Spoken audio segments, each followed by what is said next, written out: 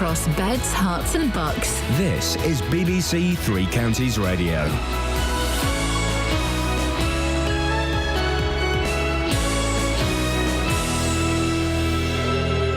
It's 6 o'clock. I'm Simon Oxley. The headlines: election campaign focuses on GP surgeries, row over petting zoos in Hertfordshire, and record-breaking Watford striker aiming for the Premier League. BBC Three Counties Radio. The issue of access to GPs is likely to be one of the battlegrounds in today's general election campaigning. Labour says a smaller proportion of surgeries were offering extended opening hours in March last year when the coalition took office. The Conservatives say Labour's figures refer to before a new fund was introduced to extend the opening hours. Animal rights campaigners in Hertfordshire are calling for an end to travelling petting zoos. It comes after an event at Watford Market involving rabbits, chickens and ducks was cancelled on Saturday. More from Matt Lockwood. Hertfordshire Animal Rights says petting zoos cause distress to animals and offer no educational value. Pressure from them on their Facebook page led to the event being cancelled. It meant children couldn't meet and have their photos taken with animals, including rabbits, chickens and ducks. The market said every effort was made to ensure the safety and well-being of the animals, but they were worried about disruption to the event. Network Rail say the major Easter improvement works at Watford have been completed on time and lines are open as normal this morning. Work to replace a bridge meant the West Coast Main Line was closed for 4 days, with trains terminating at Milton Keynes and Hemel Hempstead. Campaigners have criticised the lack of facilities for the hard of hearing and deaf people at Bedford's new multi-million-pound bus station. A hearing loop has not been included in the redevelopment, which the action group Access Bedford says is disappointing. Secretary Alison Crook says there's a lack of awareness around the communication barriers that deaf people face. I think there is a huge misunderstanding in that if sign language is your first language, that you are still able to read and access written language, and that is not always the case. So I think there's perhaps not enough awareness of the communication barriers that the deaf community face. The former head of the Counter-Terrorism Security Office has told the BBC that Islamic radicalisation in prisons is getting worse because of staff shortages and overcrowding. Chris Phillips says extremists aren't being monitored properly. A man and a girl were injured in a two-car collision in Milton Keynes yesterday afternoon. It happened in Ruxley just before 5:30, and firefighters had to cut free an injured man after a car crashed into a ditch in Sear Green in Buckinghamshire just after 9:30 last night. In sport, Watford are third in the Championship, just a point behind the leaders after a 2-0 win over Middlesbrough, with Troy Deeney becoming the first Watford player in history to score 20 goals in 3 consecutive seasons. We've had a tough week, obviously go down to 10 men against Derby away, and then obviously that was a late kick-off, this being the early kick-off, so the recovery time was a bit short, but we've all showed what we're capable of, and now the challenge is to win the next 5 games. In League 2, Wickham lost 1-0 at leaders Burton. Stevenage are in the playoff places after a 1-0 win at Cheltenham, and Luton are just a point behind after ending their losing run with a 1-0 victory at Tranmere. The weather: another dry day with warm and sunny spells, a maximum temperature 15 degrees Celsius, and you can get the latest news and sport online at bbc.co.uk/3 counties.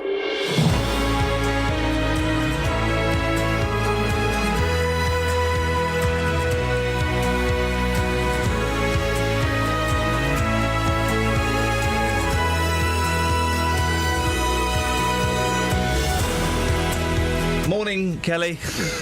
Hi. There we go. Across beds, hearts and bucks. This is BBC Three Counties Radio.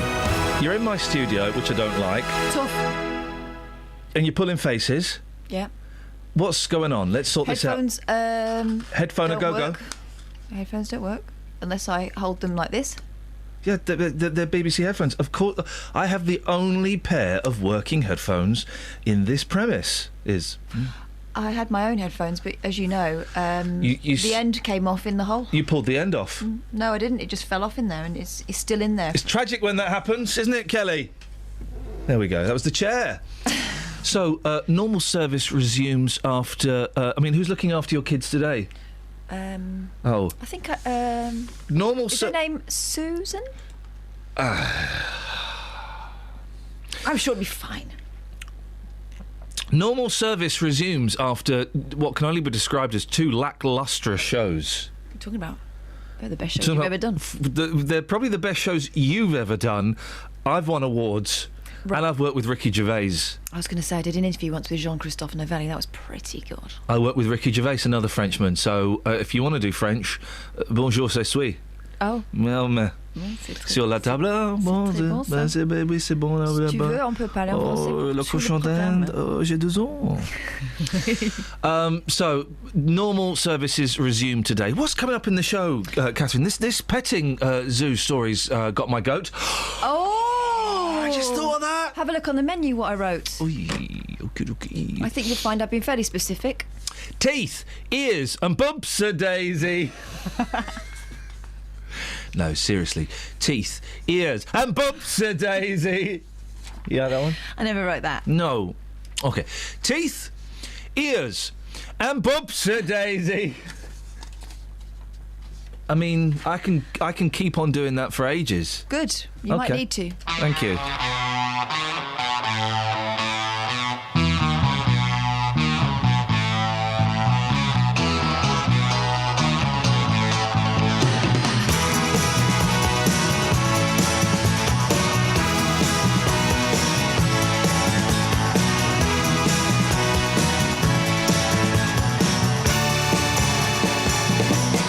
What I feel, I can't say. My love is there for you any time of day. It's all love that you need, and I'll try my best to make everything succeed. Tell me what is my life without your love? Tell me who am I without you by my side? All I know I can do if I give my love out to everyone like you. It's all love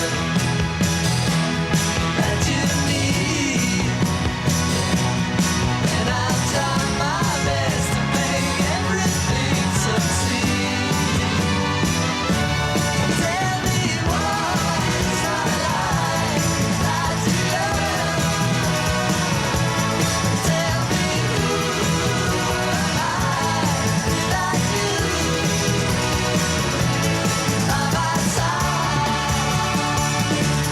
Tell me what is my life without your love? Tell me who am I without you by my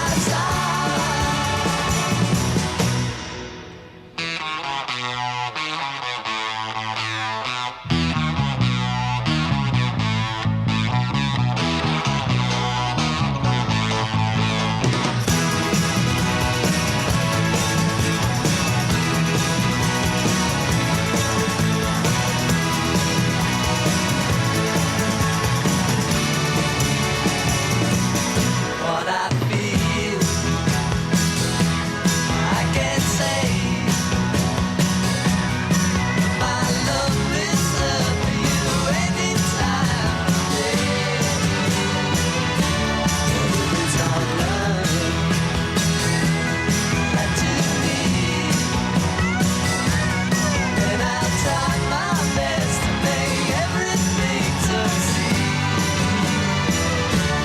Tell me what is my life without your love? Tell me who am I without Oh, I missed of all the Beatles. I missed George Harrison. Yeah. There is an article in one of the papers slagging off John Lennon, Why? wife-beating IRA apologist. Crikey.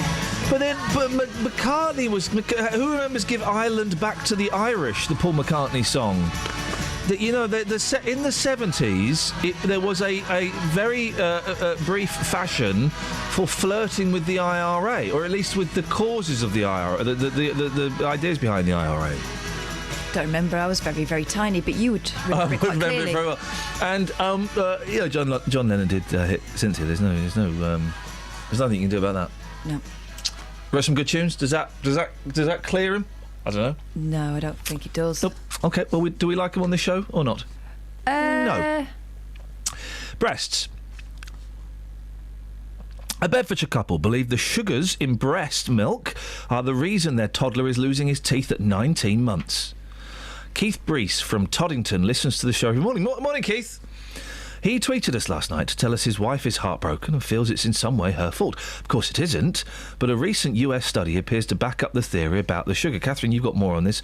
You've been messaging Keith, haven't you? What's going on? Yeah, and you're going to be speaking to him and his wife Samantha in about an hour's time. Excellent. Now, we only spoke briefly last night, but from what I can gather, they noticed that their little boy's teeth were showing signs of decay a few months ago.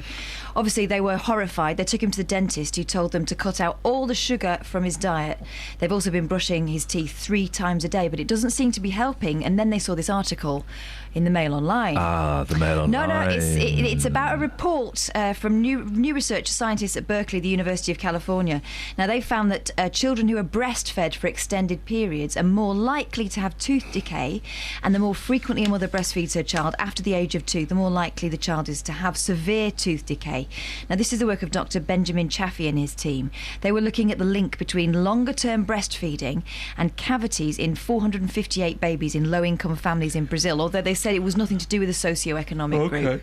They said that most of the babies they studied were old enough to be eating solid foods as well as breast milk. So they can't be sure it's just the milk then? No, and in fact, Dr. Chaffee is quoted directly in this study saying it does not suggest that breastfeeding causes cavities, but if you look at the other parts of the report, the authors say it is possible that breast milk, in conjunction with excess refined sugar in modern foods, may be contributing to greater tooth decay seen in babies breastfed the longest and most often. This is speculation in the report. They say more research is needed to determine what's going on, but the findings are in keeping with professional dental guidelines that suggest avoiding on-demand breastfeeding after your teeth have come through. Tooth eruption. Yeah. Tooth eruption. Thank you for that. We've had a tweet from Scott saying, why don't you play Cliff Richard anymore? Well, I'd rather wait until everything's cleared up one way or the other. But, Scott, you've asked for it. You can have it.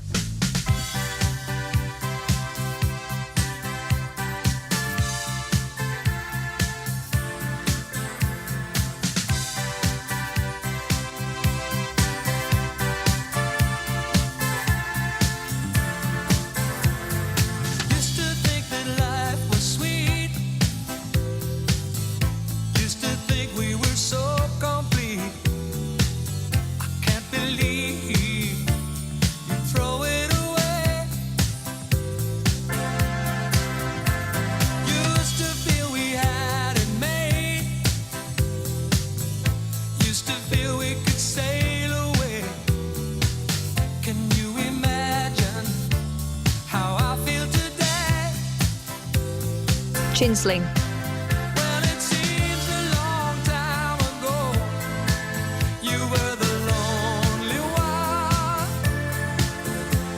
Now it comes to letting go. You are the only one. Do you know what you've done? It's so funny how we don't talk anymore. It's so funny why we don't talk anymore. It's people. Let's talk to each other. And I ain't counting sheep. It's so funny how we don't talk anymore. Oh, we don't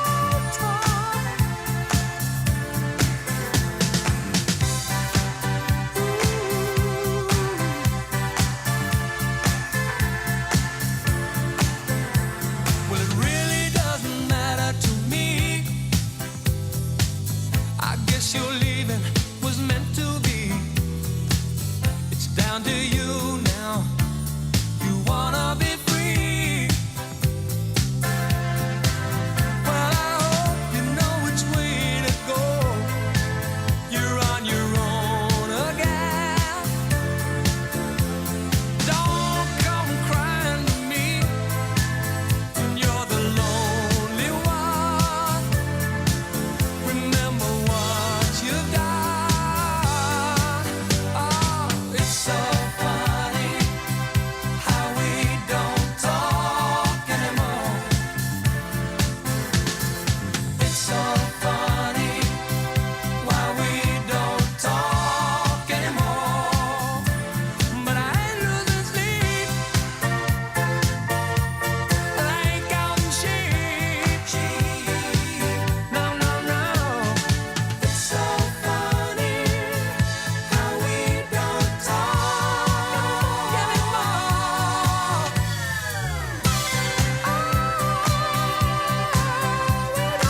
say I've had enough of this.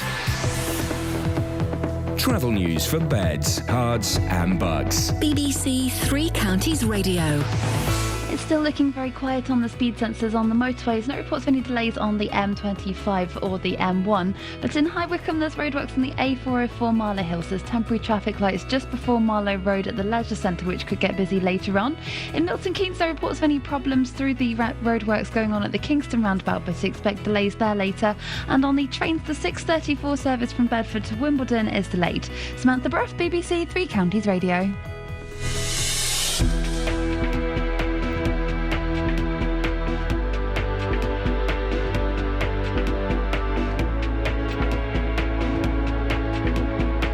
.16, it is, it's really early, isn't it? It's Tuesday the 7th of April. I'm Iain Lee. I had a long day with the kids yesterday, man. See, it's not their headlines, but it's my headlines and it's my life. You know what I mean, Catherine?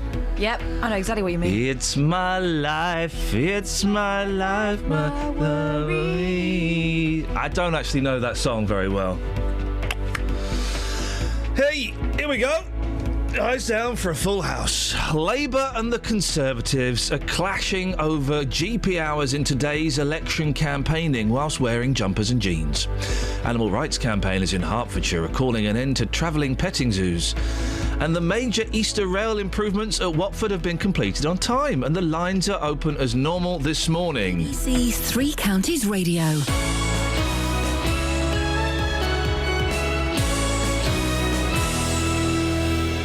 As the general election gets closer, we want to know what you really think. Sometimes it gets a bit boring, I think. But we kind of feel like nothing changes. Parliament really needs a good shake-up. We're holding a number of debates across beds, hearts and bucks, focusing on the biggest issues. The national health, I think that's a big concern at the moment. Immigration, probably. I think education more than anything. If you'd like to take part and have your say, you can register your interest right now. Email 3cr@bbc.co.uk or call 08459 455 555. I always do the vote because I think it's my right to vote. Election 2015 on BBC Three Counties Radio. I always do the vote because I think it's my right to vote. Good. Coming up later on, we're going to be playing this.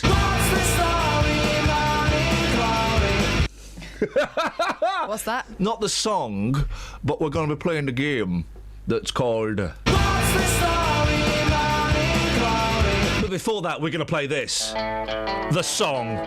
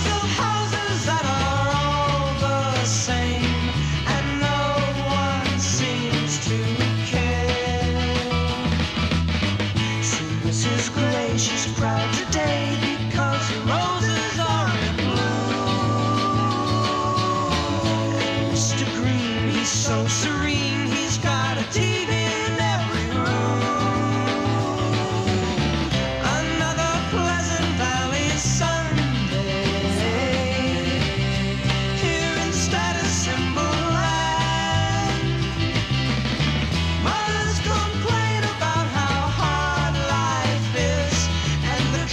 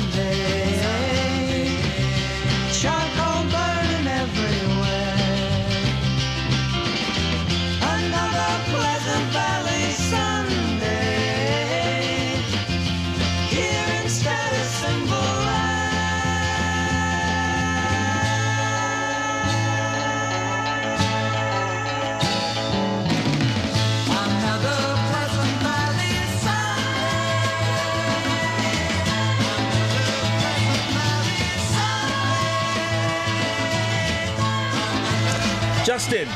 Hey, boss, I've got something for you. Go on. Go on. Go on. You go first. Go on. You go No, first. OK, I'll go first. Yeah. Let It Be, the Beatles musical. You were talking about George Harrison a few moments ago. Yeah. I went to see it on Friday. Fantastic show. Just one slight problem. Yeah. The George Harrison guy was very, very good. He could sing very well, but when he spoke, he was Italian. What do you mean, Italian? Exactly. They were all Scousers, and suddenly George is Italian. I saw the Let It Be musical. I took my mum. She thoroughly enjoyed it. It's not a musical, though, is it? It's a tribute band doing a concert. It's a concert with a few things in between, not much in between, but it's good fun. If you like the Fab Four, it's right up your street. I'll tell you what I like. Go on. I like animals. I just can't think of any. Hang on a second. Let me think. Rabbits, chickens and ducks. There we go. Lovely. Thank you. Justin.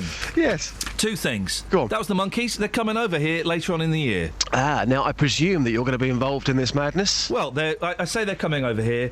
One of them's dead. That's down to 3. One of them said no, we're down to 2. OK.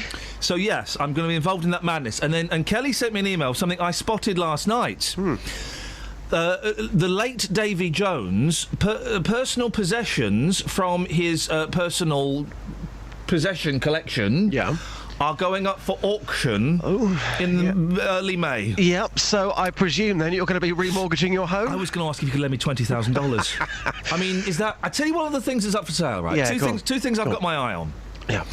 His driving licence, his American driving licence from when he was a teenager. Oh, come on, why? Just tell me why. Because it'll be cool. Because imagine if I get stopped by the police again, I whip that out. They say, oh, I'm sorry, Mr. Jones, away you go. By the time they realise I'm not Davy Jones and he's dead and it's an American driving licence, I'm in Acapulco. It's not going to work, mate. I'm drinking drinks from a coconut. And the other thing I've got my eye on is a 12-foot-long, 6-foot-high neon Monkeys logo that they took with them in concert. Now that is a great toy to have in a home. If somebody comes into your home, hey guys, look at my big neon sign. Yeah, that's right. If you live alone. I think if there's a wife involved I at will, any point... Can I say, if I get that, I will be living alone. So that that works out quite well. But I would say that's kind of great for a relationship. If you're having some sort of row, come on, darling, let's go into the room, look at the neon sign. Let's all just calm down, let's chill out, look at the sign, and then, afterwards, see what happens. What she'll see is about 6 months' worth of kids' school shoes. We're breaking up. Why is that? The signs are there. What signs? That massive neon one.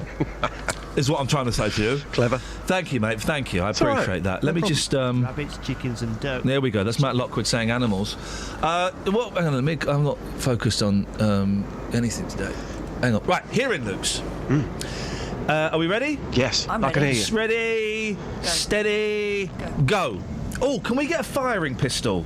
Not a clip of one, actually a firing pistol, because that'll be effective to start stories. We all know where we are then. Yeah. Kelly, can you get me a starting pistol, please? Yeah. What does it sound like? Do an impression. Like a big bang? Goes like this, hang it goes... Bang! Oh. Can I use that? No, if you can't get anything else, then yeah. Thank you. Bang! Last month, Bedford's new bus station was unveiled with a great metaphorical fanfare after years of planning, which often felt as if it would come to nothing. Is that not true? They spent £8 million on the shiny new facility, but seemed to have left out the one bit of the old bus station that people liked and needed, a hearing loop for the deaf. Justin, you've been looking into this. What have people been saying? Well, we were alerted to this by Matt Barrett on our Facebook page, but the ones who are really disappointed by this, Ian, are the action group Access Bedford, which represents deaf people in and around Bedford Borough. They say clearly there was an oversight as to what was needed by hearing aid users, and they're now working with the council to sort this problem out. The secretary of Access Bedford, Alison Crook, told us there is not enough awareness around the communication barriers that deaf people face. It's disappointing that it's not been part of the bus station as it's been built. It is very important to the hearing aid wearing community. I think the communication barriers for deaf people are not very well understood. I think there is a huge misunderstanding in that if sign language is your first language, that you are still able to read and access written language. and that is not always the case. So I think there's perhaps not enough awareness of the communication barriers that the deaf community face in everyday life. Now, here's the thing, Justin. I've seen these hearing loop signs all through my life. I don't really know what a hearing loop is. I guess it just makes things louder, does it? Should we go back to layman and layman's terms? Well, what is a layman? Again, the hearing loop, basically, it helps hard of hearing users to communicate. It's as simple as that. Basically, what it does, it cuts out the background noise that will be magnified by a hearing aid, and helps to increase the volume of the sound within the loop. So this can make one-to-one conversations accessible in loud public spaces, such as, of course, a bus station. What has the council said? They say that, they've conducted trials in the new bus station involving sensory impairment specialist and a profoundly deaf person, and it has been judged that the station is easily accessible. They also say that real-time bus information is available visually on large screens located in the middle of the bus station and at every bus stop for the deaf and hard of hearing. That's what they say. So clearly, as far as the council are concerned, no issue. That was good. Thank you very much indeed. Justin, can we speak to you just before 10 to 7? There's a lot in the papers today. Yeah, I'm up for it this morning. I've got my shiny white trainers on, and the streets, well, they're looking a bit quiet at the moment, but I'm going to be hitting those streets later on big time. You're going to soil that. He's got pure white, brand new trainers on. He doesn't care either. He doesn't care. Swag. Just some of the things we might talk about later on, Justin. 17 girlfriends, carpet munchers, exploding head syndrome, Puss in Cahoots, and Holden's nipples. And I've got personal sunrise, Dogglebox, and Barlow. 17 girlfriends. What, once are we talking here? Yes, mate. It's a good story. Busy lad. Yeah, speak to you later on. It's a good story. It's a naughty story. What is the story? What? Oh, I've got it, haven't I? Yeah. I don't know where I put it. I've got 2 minutes. Oh. It's just a game that I've invented. What's it called? What you do... Oh...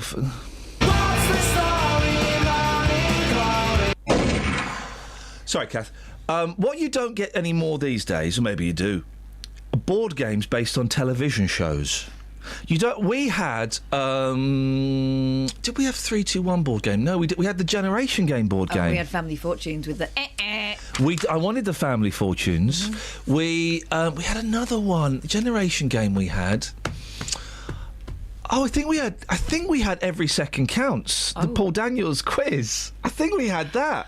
We've still got, and this is still in its wrapper, so well loved. Could be worth a few quid. QI. Oh, for goodness sakes.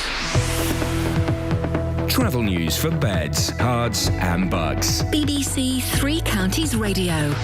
Starting to get busier on the North Orbital Road around the M25 junction 21A roundabout, but it's still looking quiet on the M25 and on the M1 and the A1M. We've not had any reports of any delays so far. In Biddenham on Bromham Road, there's roadworks at between the Branston Way and Paula Radcliffe Way, so that could slow your journey down later on this morning. And on the train to Perchboards, the 6:32 train from Stevenage to Moorgate has been cancelled. Samantha Bruff, BBC Three Counties Radio.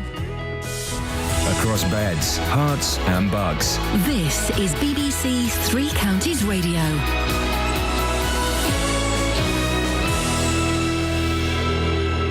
It's 6:30. I'm Simon Oxley. Labour and the Conservatives are clashing over GPs' hours in today's election campaigning. Animal rights campaigners in Hertfordshire are calling for an end to travelling petting zoos after a weekend event was cancelled. And the major Easter rail improvement works at Watford have been completed on time, and lines are open as normal this morning. Three Counties Sports. BBC Three Counties Radio. Watford are third in the Championship, just a point behind the leaders after goals from Troy Deeney and Odion Igalo gave Slavisa Kanovic's side a 2-0 win over Middlesbrough. We made a very good game. I must be happy completely. We play very serious. We were very organized today in the game, and we deserve these 3 points. Wycombe lost 1-0 at League Two leaders Burton, but remained 4 points clear of fourth place Bury, who also lost in the race for automatic promotion. Here's manager Gareth Ainsworth. I thought we were fantastic. We were separated by one moment of magic today by McGurk, and maybe a fantastic save at the end by the keeper's promotion save for him, and Burton had the luck today. But like I say, the fans were brilliant today, and I think they realised what we'd done today to a top of the league side who really had their backs to the wall for a lot of the game. Luton ended their losing streak after Cameron McGeehan's late goal gave them a 1-0 win at Tranmere. That ended a 7-match losing run for John Still's side. You know, we looked a bit more like Luton, I thought, today, particularly defensively. I thought we set up properly, set up well, and the unit was good today. We had what might be classed as a fit, other than Scott, who has got a little bit of a problem, but, back four that knows each other inside out, and that counts for a lot. But Stevenage are 1 point above Luton and in the playoff places after a Ben Kennedy penalty gave Graham Westley's side a 1-0 win at Cheltenham. We earned a lot of corners, we put them under a lot of pressure, had some good chances, weren't clinical enough with them, and then it's a question of being relentless with your determination to keep a clean sheet at one end and keep persistent at the other. We got the breakthrough through a big long ball, a hard-working run from Kennedy, and a calm and composed moment from him to slot the ball home. Tonight, Milton Keynes Dons host Scunthorpe in League One. Victory for Cole Robinson's side would close the gap to second-place Preston back to 5 points. And there's full commentary on the Dons against Scunthorpe in tonight's Three Counties Sport from 7. Elsewhere in last night's Premier League match, Manchester City lost 2-1 at Crystal Palace. They remain fourth, 9 points behind leaders Chelsea. In Speedway, Rye House lost 47-43 to Peterborough in yesterday's League Cup meeting. And in Netball Super League, Hertfordshire Mavericks lost 59-41 at home to Surrey Storm. BBC Three Counties News and Sport. The next full bulletin is at 7. Call 08459 455 555. BBC Three Counties Radio.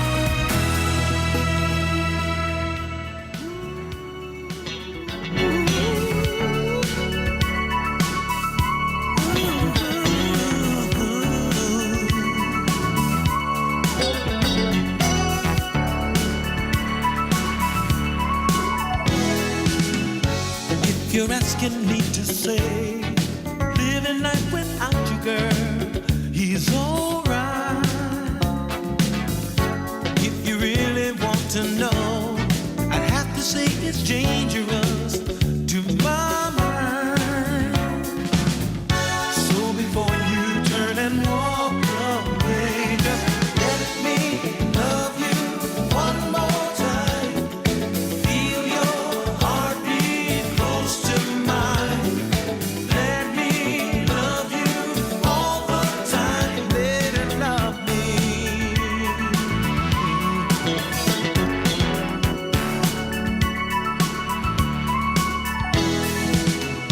Yes, I'm asking you to stay, remembering it used to be so right.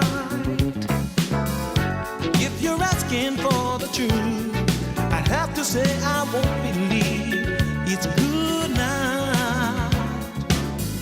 So before you turn and walk away, just let me love you one more time. Feel your heartbeat close to mine. Lady, love me all the time.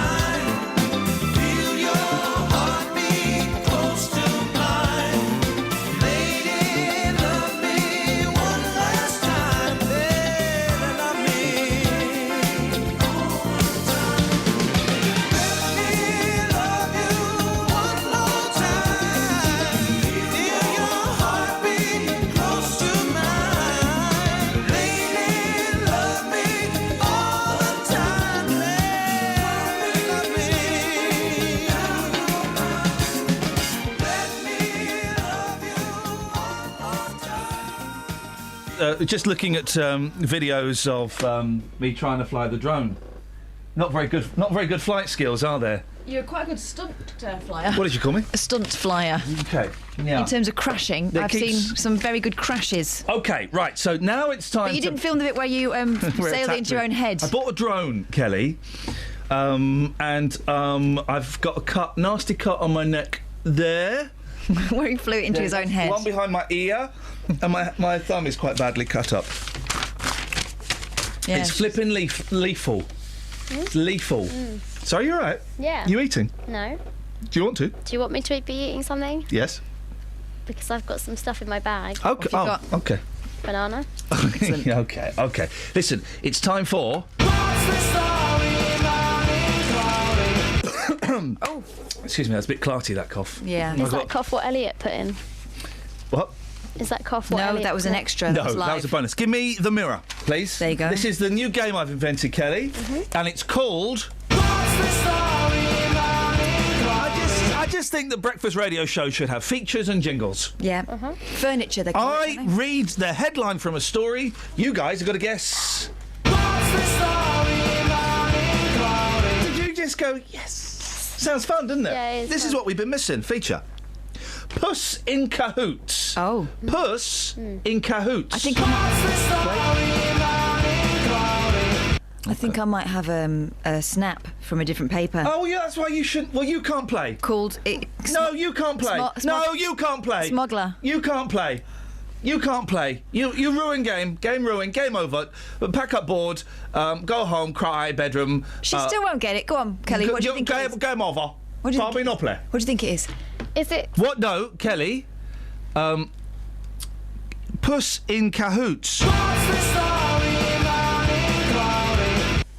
cat. Yeah. Fell from a tree. Yeah. Broke its back legs. Yeah. And then they had to put those little robot-y things on. Ooh. So it's walking Where have you got around. that from? What's Cahoots? My brain. What do you think cahoots are? Are they? They're not robo boots. You're thinking of culottes. I know. I'm thinking of shallots. Tasty. A cat in a. Now this story doesn't make sense. Well, maybe it does in my paper. You're actually ruining the game, and you are just ruining my day. Oh. And you're ruining my April, and actually my 2015 is looking pee-poor. V-poor. People. A cat in a coat with phones and SIM cards taped. A cat in a coat with phones and SIM cards taped inside was used to try to smuggle contraband to inmates at a prison. End of story. Oh, well, I've got more. Cats are so crafty now. What a naughty cat. No. If you want more, read The Sun, page 15. Okay, mate. Prison officer Daniel Ribeiro said, cats are often seen wandering in and out of the prison. Well, they shouldn't be. No. An officer noticed he appeared to be wearing a coat, which we thought was strange. Well, you would. So we decided to stop the cat. Police are now investigating whether lags have also used the animals to sneak in the drugs and weapons after the incident in Patos, Brazil. But a cat in a coat? Like a Mac? That's weird, isn't it? Like in a coat. You'd go, oh, it's a cat in a coat. We are going to shoot it and eat it and feed it to the babies. Brazil. Very poor country. OK, that's round one. They're so poor that it would be very unusual for a cat to be able to afford a coat. The cats are very wealthy. That's where all the money goes. OK, that's round one. Great. Round two. Hit. Now, you be careful. Oh. Hit and bum. Hit and bum. We'll start with Mama Kath. Is it something to do with... Hit and bum. Someone being... It's actually quite a good feature. Yeah. Scott Mills will be doing this in a week. If you missed it today, don't worry, Scott Mills will be doing it. Here you go, Scott. Here's one for you. Is it something to do with someone being rear-ended? In a car? No. Kelly? Any bets? Careful. Do you really we're want not, me to We're not on answer? six... No, I don't, actually, no. Tell us what it's about, Ian, please. OK. What do you ask? Are you asking me? Yeah, if you want. Hit and bum. Grow up. Yeah. A man ran naked through a Toys R Us store with a cricket bat after crashing his car in Dundee yesterday. I was actually going to say that. End of story. So many questions. So many questions. And if I could have the song, please. Oh. You know this one, so you cannot play this one. This one is for Kelly Betts all around. Well. Real Mandful. Real Mandful. I actually don't know that. Then you can play Mama Cath, but after Kelly Betts. Real Mandful. Is it about a man who runs naked through Toys R Us with a baseball bat? It's a good answer. It's not the right answer. Mama Cath, stop looking. You just looked. No, I didn't. Well, what you did? You looked at something. I looked. I'm. You're looking at something. Unless you're doing 1,000-Yard Stare. Great band from Slough. I am a bit tired. Real Mandful. Is it something to do with? What are you doing that for? Because I'm enjoying this. I'm like Simon Mayo, and I'm thinking of this as a TV format. Oh, Rich, you guys won't be on it. Sorry. I think this might be to do with Mandful. Is it about Amanda Holden's bosoms? Bang! Your time's up. Is it about her bosoms? Amanda Holden has said her stylist urged her to get her nipples out after revealing she suffers from stiff assets. She doesn't mind, does she, Amanda? She'll take you anything. The Britain's Got Talent Pop-Tart judge was pictured without a brassiere at the BGT. Britain's Got Talent. Oh, I thought it was bi and gay transgender auditions in Birmingham's. Mum of two, Amanda, 44, said, "She told me, you've got great nipples." I don't think anybody's got great nipples. Why is that news? Sorry? Because a celebrity said it. And then Amanda... Sorry?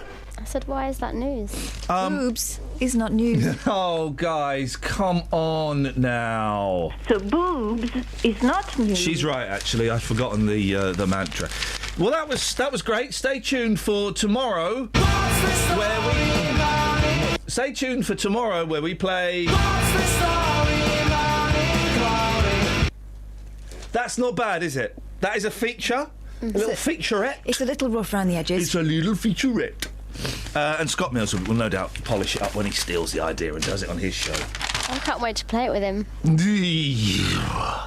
You got any stories, Catherine? Yes, they've been taken by my colleague, Iain Lee. And let me just... No, sorry, I'm going to use the Daily Mail because there's loads in the Mail today. Page 6. Right. If you're getting married, lock the doors because it's very likely that if you don't, you will have a wedding crasher in the tiny guise of Gary Barlow. There goes the buffet.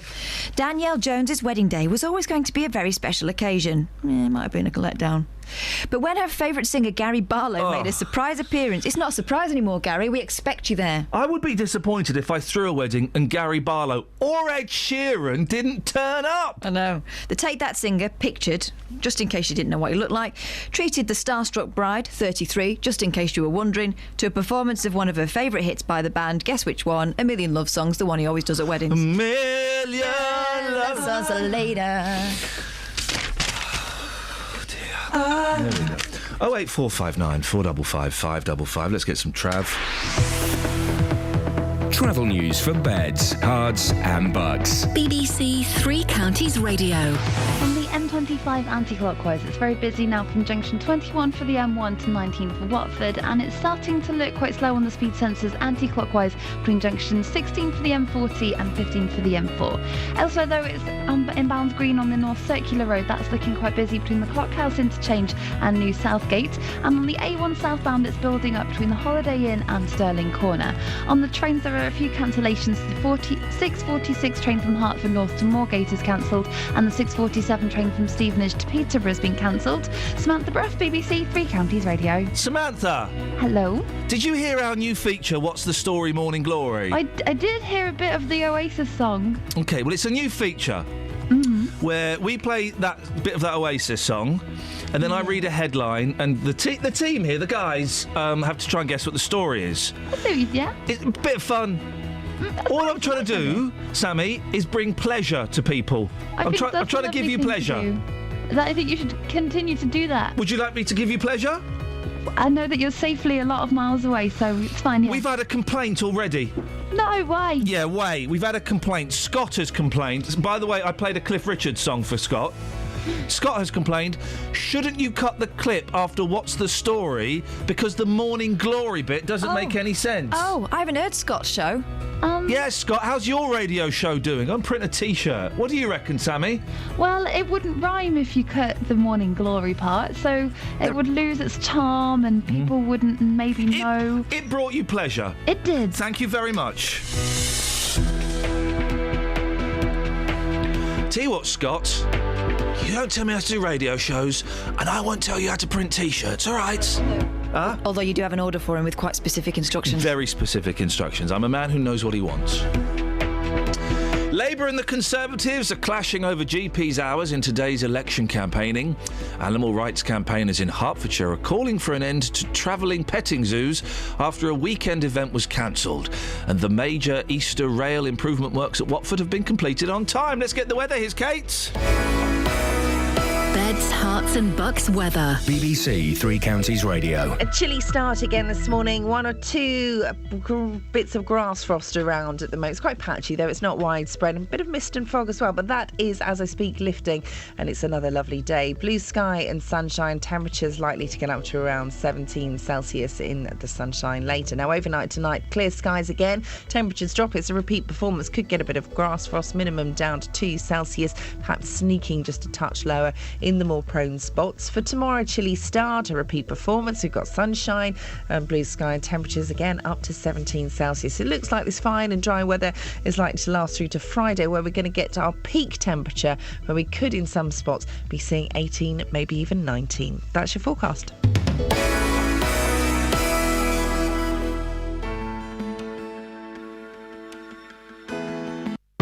Sometimes in life, things don't always go to plan. It worked perfectly for 2.5, 3 years till 2 days ago. He should refund me £1,900. Which is where we come in. We managed to get them to agree to come back in to the property on an agreed date. The JVS show takes on your consumer problems. I've basically lost the whole lot in administration charges. And helps to get to the right solution. I've received a cheque back for £578. Jonathan, I can't thank you enough. I don't know how you do what you do, you and your team. The JVS show, weekdays from 9, here on BBC Three Counties Radio. Justin. Giza. Did you like What's the Story, Morning Glory? Yeah, very interesting feature. Yes, topical and, fun. It's fun, isn't it? I'm already... hang on a second. Dennis? Good morning. Did you like What's the Story, Morning Glory? Yes. I can hear that on the Scott Mills show, and I will hear it next week. I can also see it as a television programme, Dennis. Yes, so you can I. OK, what have you... But you couldn't see it if it wasn't, could you? I'm going to give you a slap. That's my next TV series I'm working on, which is actually it's not a bad title for a show. What, Slap a Pensioner? Ben Shephard has got a new series called Ninja Warrior. Oh, God. Well, they made a thing about Shove Apney, so why not? Yeah, why not? Next he'll be...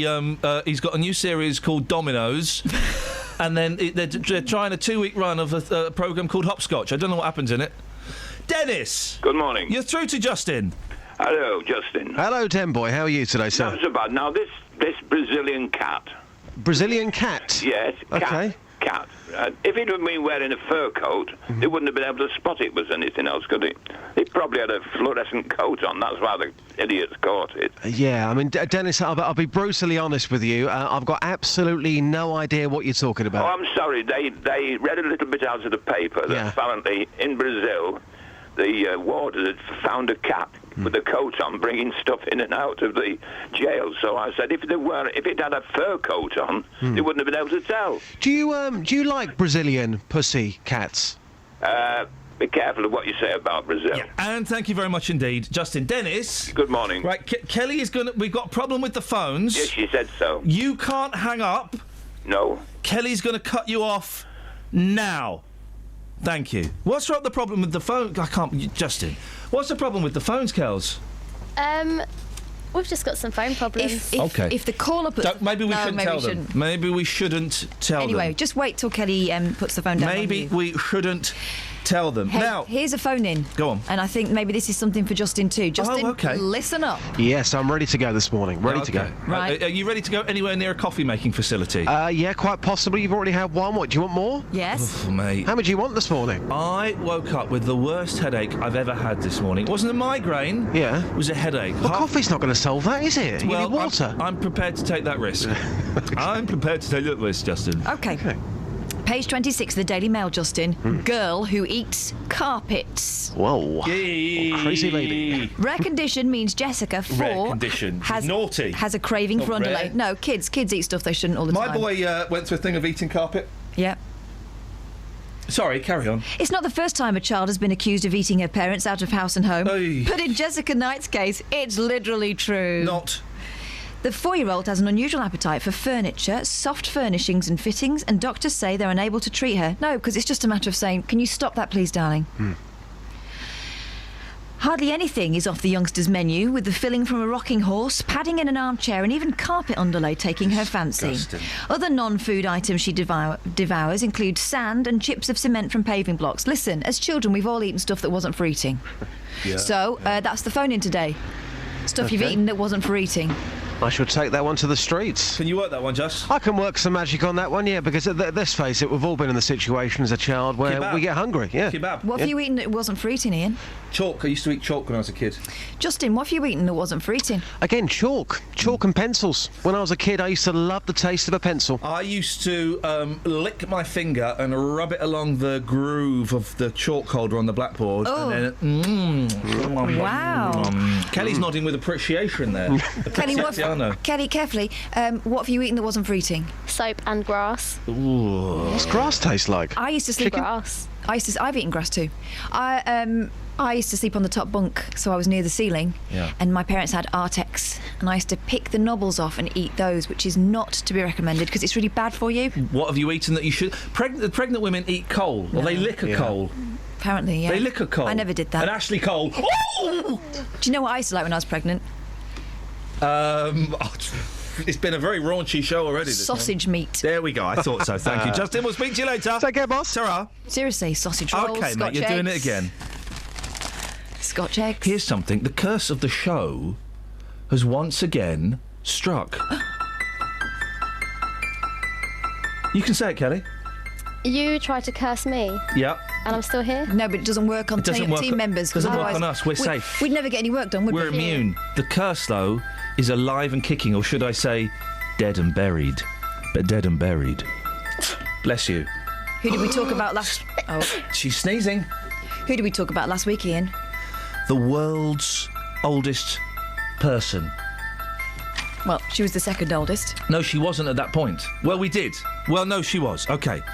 So the world's oldest person, 117, died last week. We were talking about who was then the new world's oldest person, who was 116. Gertrude Weaver. She's dead.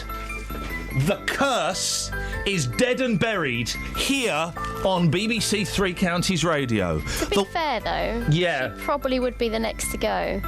What do you mean she'll be... Well, she's the oldest. She'll be the next person in the world to die. Are you nuts? She's not gone for 100 and odd years. Why would she? I know the odds are in her favour that she'll keep on going. I reckon there's a 95-year-old going around who just can't be bothered to wait to be the world's oldest person, Don't so she's name bumping them all off. Don't name them. No, I'm going to. Don't. Geraldine Talley, you're next. The world's oldest person died yesterday at the age of 116, just 5 days after gaining the title. The excitement was too much, no doubt. Gertrude Weaver was one of just 4 people alive with birth records showing they were born before 1900. Mrs. Weaver was named the world's oldest on April the 1st, April Fool's, when Misao Okawa from Japan died aged 117. Mrs. Weaver said at the time the key to her long life was treating people kindly. Well, that's the thing, you become the world's oldest person, you turn into a bit of a bitch. What? Goes to your head, doesn't it? It's like Clarkson. The title now goes to Geraldine Talley from Inkster, Michigan, Oh, dear. who was born on May the 23rd, 1899 and turns 116 next month, if she makes it. Why did you name her? If she makes it. You got anything else? I really need to go and make a phone call. Go.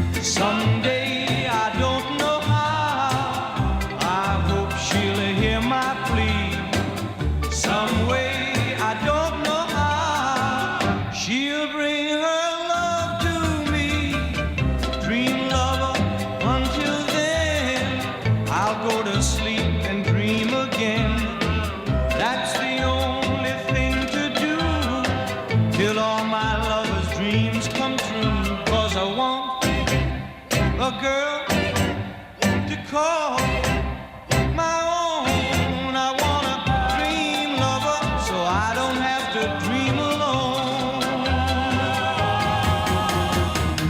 Dream lover, until then I'll go to sleep and dream again.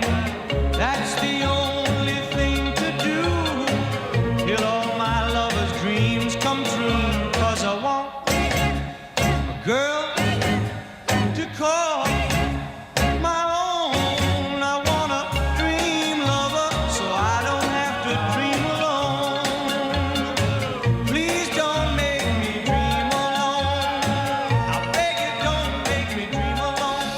08459 455 555. What have you eaten that you shouldn't?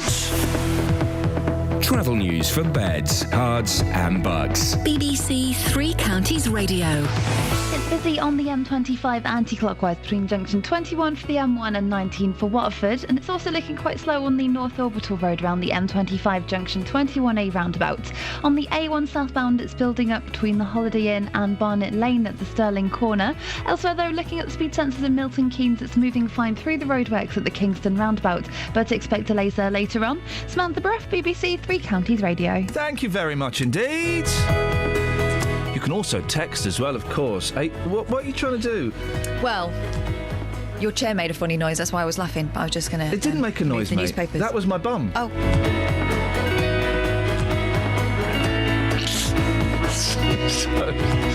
You're so childish. Oh, man. 81333. Start your text 3CR. Be loads of complaints now. Or you can get... Do you like that one? You can tell I spent all day with the boys yesterday. I'm in that kind of mood.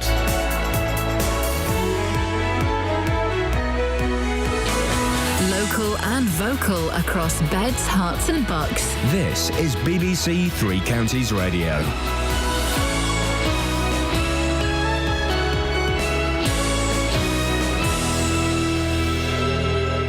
It's 7 o'clock. I'm Simon Oxley. The headlines: election campaign focuses on GPs' hours, row over petting zoos in Hertfordshire, and record-breaking Watford striker aiming for the Premier League. BBC Three Counties Radio. Labour and the Conservatives are clashing over GPs' hours in today's general election campaigning. Labour claims the Conservatives have made it harder to get a doctor's appointment outside normal business hours. The Conservatives say Labour are using out-of-date figures. Tony Blair will warn later that a second term for David Cameron could push the country towards an EU exit and bring economic chaos. The former Prime Minister is entering the election fray with a speech in Sedgefield.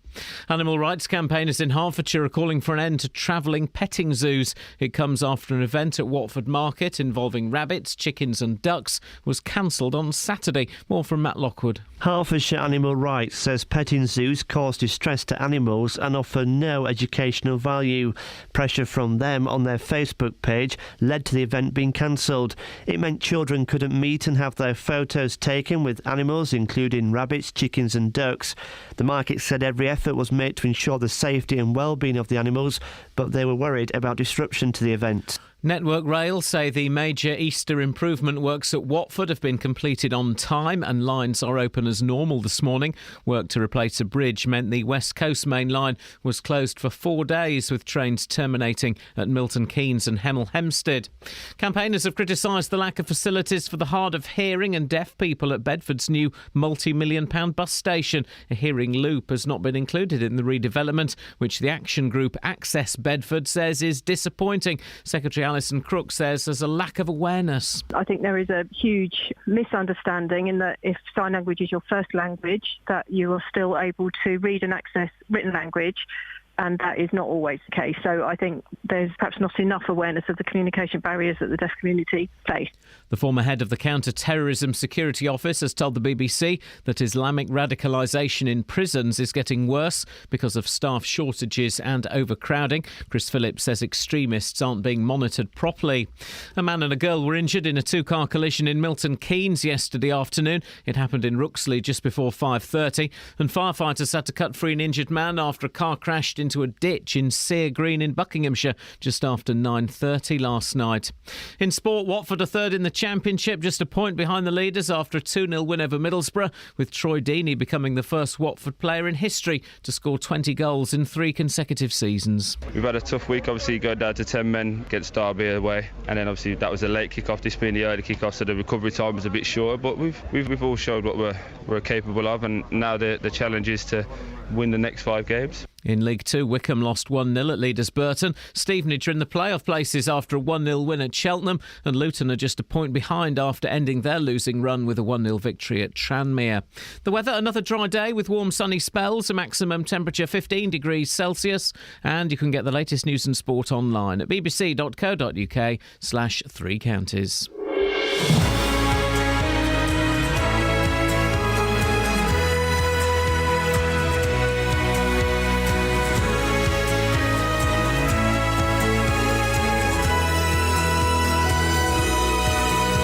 Thank you, Simon. Morning.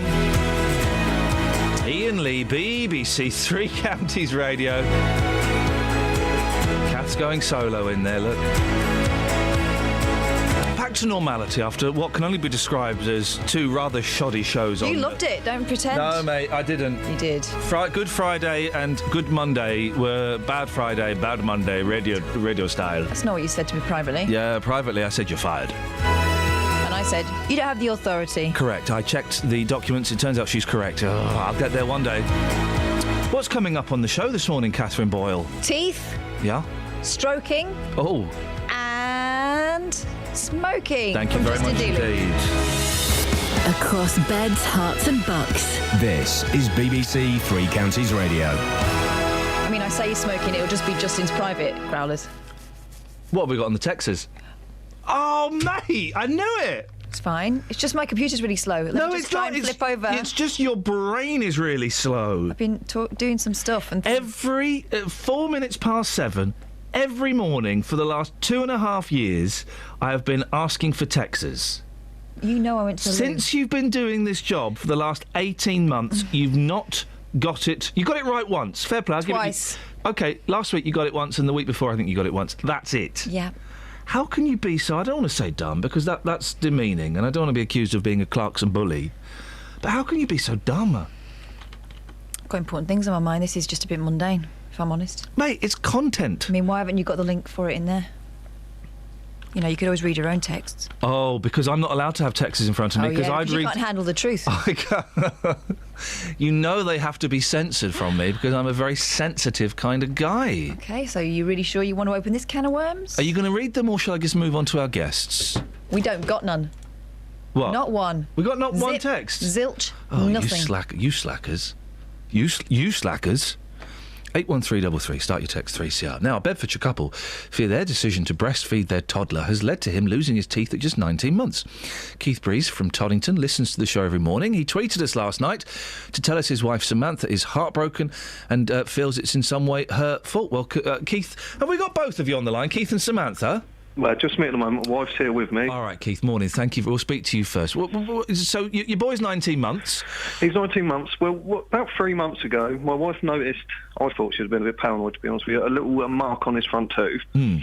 She managed to get him after persuading the dentist to see him, because they thought she was being paranoid, the mark, and it was decay. A week later, you could really see the decay around his gums, so we took him back to the dentist. They put some varnish on it, enamel, and said basically cut all sugar out, which we've done. He's had no sugar, no drinks, just normal meals and water, so nothing else. Have you been brushing his teeth?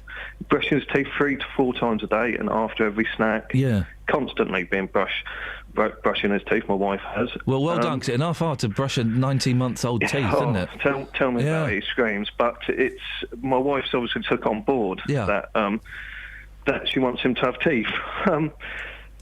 So we've narrowed it down now, so it's either a toothpaste that's making them decay or breast milk.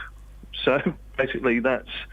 Have you tried different toothpastes? Yes, we tried different toothpastes. OK. So what makes you think it might be breast milk? Because we've just literally narrowed it down to everything else. There's no sugar in his diet.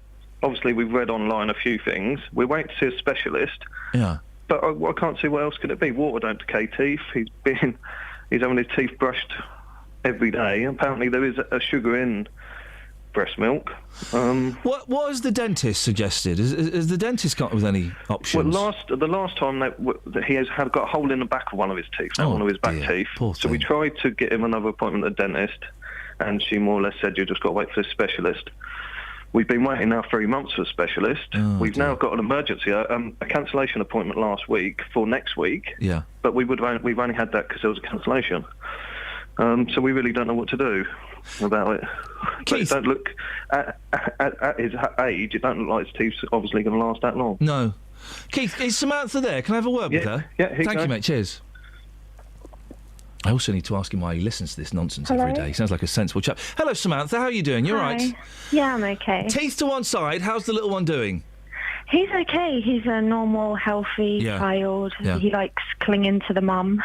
I can't. My boys are 5 and 3 now, and but being 19 months seems a lifetime ago. Is he walk? He's walking now, is he? Yeah, he walks. Doesn't that change things when they start to walk? Yes. You think it's hard work up until then? Everything. Oh man, you can't. You know, when they're lying on their backs in the living room, you can kind of nip off and make a cup of tea because you know they're not going to go anywhere. But when they're walking, nothing is safe anymore.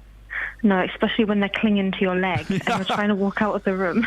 Oh man, I was at the park yesterday with my boys. It was wonderful, and but now they can run and play. Oh, it's a nightmare. Anyway, sorry, I've gone off on a tangent. When did you first notice the little one's teeth?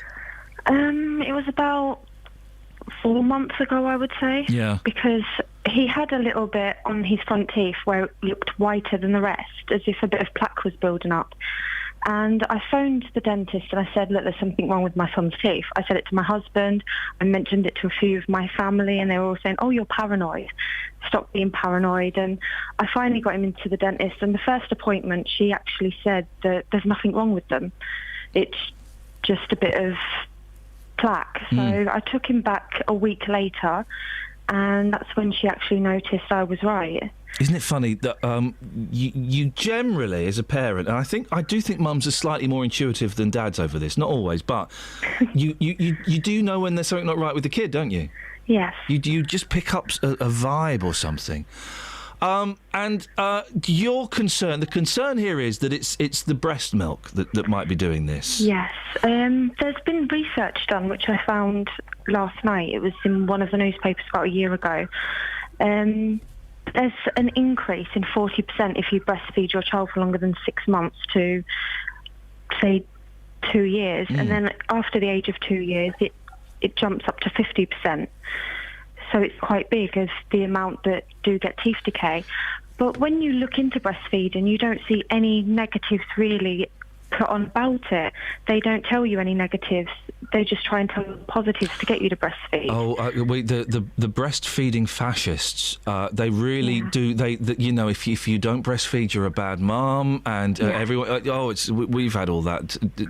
While breastfeeding, I think, is pretty good. It can. There are some people that do push it a little bit too hard.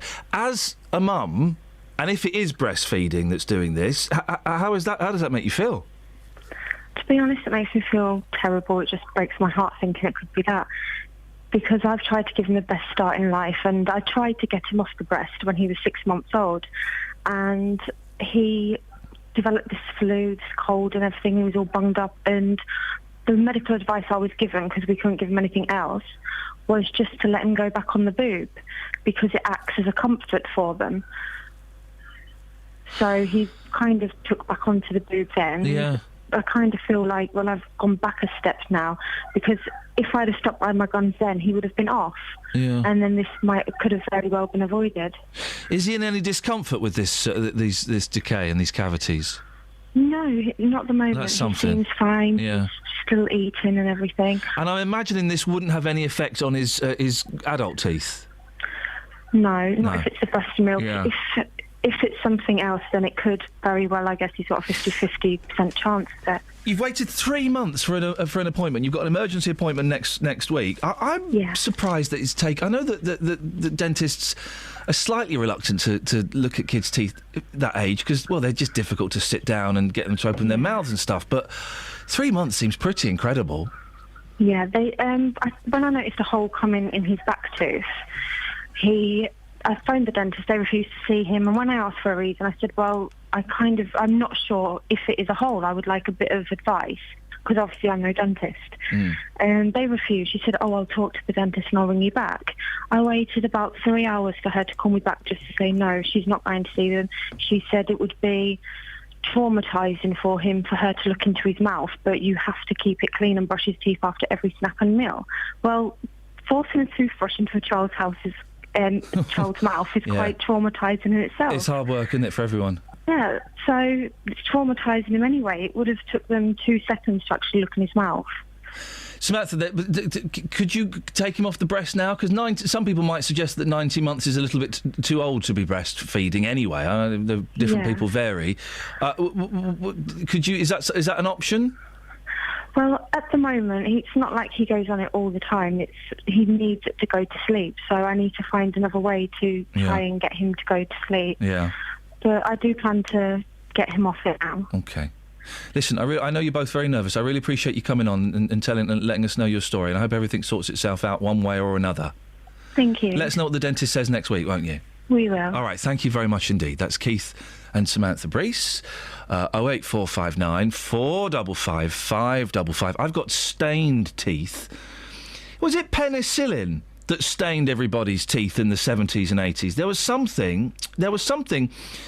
You've got little pink bands, little dark bands on your teeth, and it was medicine that we were given in the 70s and 80s that you could see. Was it penicillin, Catherine, that made us have bands on our teeth? I thought it was fluoride or something. I don't know if it was fluoride. I don't know. There was. I thought it was 08459 455 555. The bands on the teeth. Texas? No, we didn't get any. We've got a rude one from Shirley saying, yeah, go on, tell her off. But apart from that, no. Yeah. Who am I telling off? You? Apparently. Nice one, Shirley. Yeah, good one. I'm going to get a bumper sticker made that says "Shell's my girl," and basically, Shell's my world. No, she can be your world. She's my girl. Shell's my girl. A, because it rhymes, and B, because she's my girl. She's not my world. That's Earth. Which I'd like to give a big hug later on for nurturing us. Well, you've got your arms are long enough. What? Travel news for beds, cards and bugs. BBC Three Counties Radio. On the M25 anti-clockwise, it's beginning to look quite busy between junctions 17 for Maple Cross and 16 for the M40. And it's also busy on the North Circular Road between the East End Road Tunnel and Henley's Corner. But looking at the speed sensors in Hitchin on Cambridge Road, it's looking fine through the roadworks at Walgrove Road. But on the trains, Virgin Trains West Coast have possible delays of 10 minutes between Watford Junction and Milton Keynes Central. That's because of a signalling problem. And also the 7:21 train from Milton Keynes Central to London Euston is cancelled. Samantha Bruff, BBC Three Counties. Oh, Sammy, expertly done. Thank you so much, my darling. Remember, Shell's my girl. That's the new series coming up after What's the Story? Morning Glory. And Give 'em a slap! ! I'm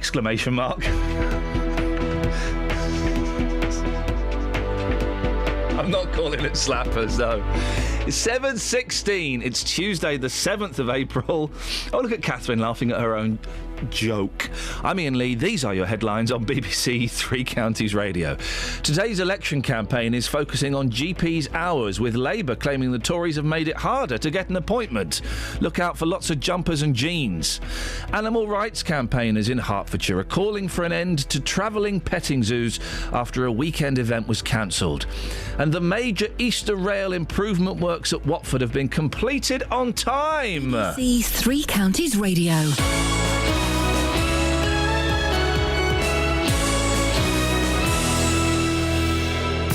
After Saturday's game against Swindon, the shot comes in, deflected by Hodgson, and in by Powell! The header in by Daniel Powell! MK Dons are back in action tonight. Quick with the shot, and it's 2-0! It's a wonderful goal for MK Dons! Relegation threatens Scunthorpe are the visitors to Stadium MK, and we'll bring you the whole game live. Low to Hodgson, across to Grigg, it's going to be 3! It's a simple tap-in for Will Grigg! MK Dons versus Scunthorpe, tonight from 7, here on BBC Three Counties Radio. Oh, we're being picked up on my pronunciation. Deliberate. By a pendant? Jill says, just woke up to hear you berating Catherine for the lack of text. Perhaps if you asked for text rather than Texas, she might oblige. Oh? She's right, you know. And maybe if you use please now and again.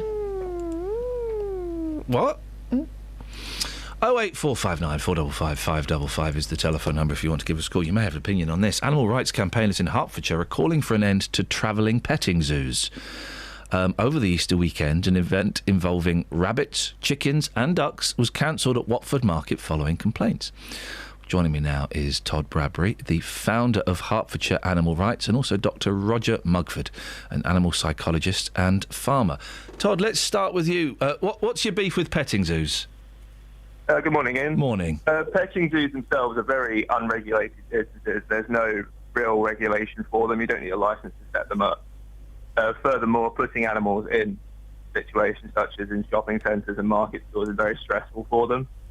It's detrimental to their welfare, and it just results in children seeing animals as in stressful situations and not as they normally would be. Well, yeah, it's not how they normally would be, but how do you know that a duck is stressed? Well, there's various different ways. The ways in which they act, they would shy away, but naturally they can't shy away if they're in front of people and being handled. I don't... I can understand that, but it's only ducks, isn't it? It's only ducks, rabbits, and chickens. Rabbits are used to being handled all the time, and chickens, they're too dumb to be worried, aren't they? I wouldn't say chickens are dumb. They are quite intelligent animals. But animals being overly handled is very stressful for them. Not for rabbit. Rabbits love it. No. It is very stressful for them just to be overly handled, as well as being transported around from place to place. But we've got a rabbit, and he loves being handled. Your rabbit may like being handled, but to be constantly passed from place to place, as well as the transportation, that's a big issue as well. Why is the face-to-face thing the problem? Being face-to-face with them, it's mainly to do with the environment in which they're in. It's a very noisy environment. Yeah. Oh, so it's not the passing, it's the noise? Sorry? It's not the passing around, it's the noise? It's both, really, but there is the noise, which is a big issue as well. Because I've been to petting zoos, and I think they're really good for kids, because they get to see animals, and learn about animals and learn to respect animals. And the tortoises and the rabbits and the guinea pigs, they've never seen... The chicks have never seen that stressed. If you're in a market or a shopping centre, all the children are seeing is an animal in a stressful situation. No, but as I said, I've not seen them be stressed.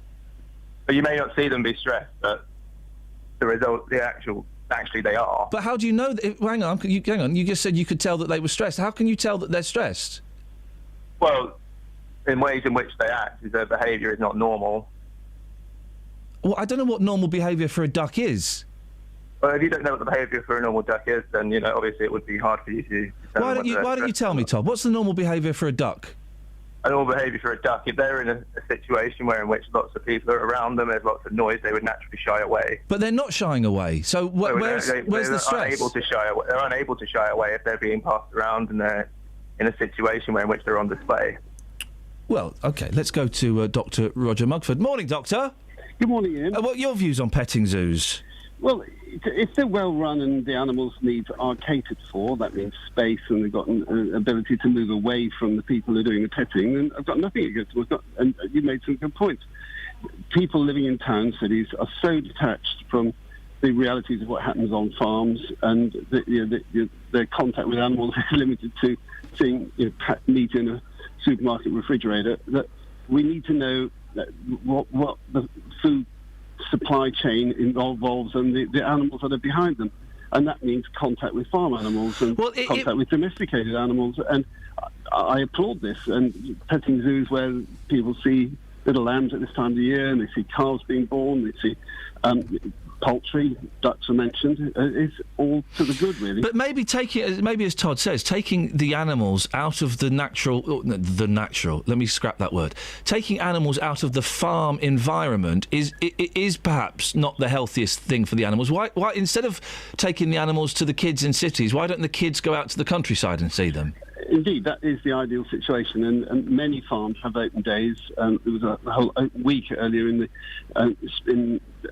around about February, where members of the National Farmers Union invited children parent groups to come to farms, and that is the best situation. But these animal rights people, their focus really should be on the keeping of wild animals in captivity. That's a much more stressful situation. So real-time zoos, like London Zoo, pose much greater welfare challenges than these domesticated animals. The whole process of domestication has made animals rather tolerant of handling, human interference, and indeed of movement.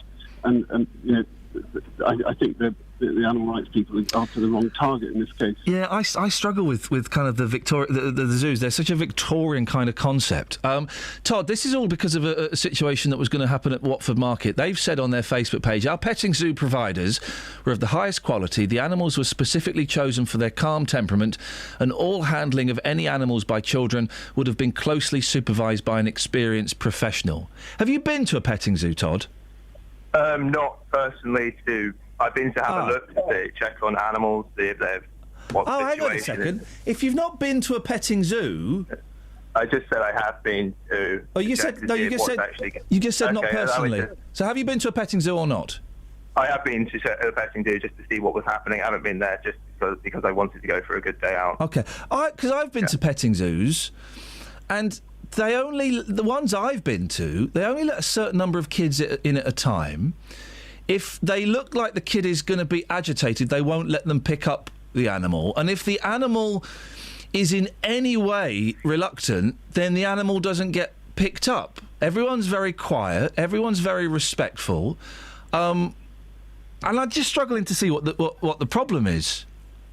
Well, the one that I have been to, that was not the case. It was in a busy shopping centre. You cannot really determine noise in the big, busy shopping areas, especially at weekends. No. It's busy. And you cannot determine what all petting zoos are like by only going to one, can you?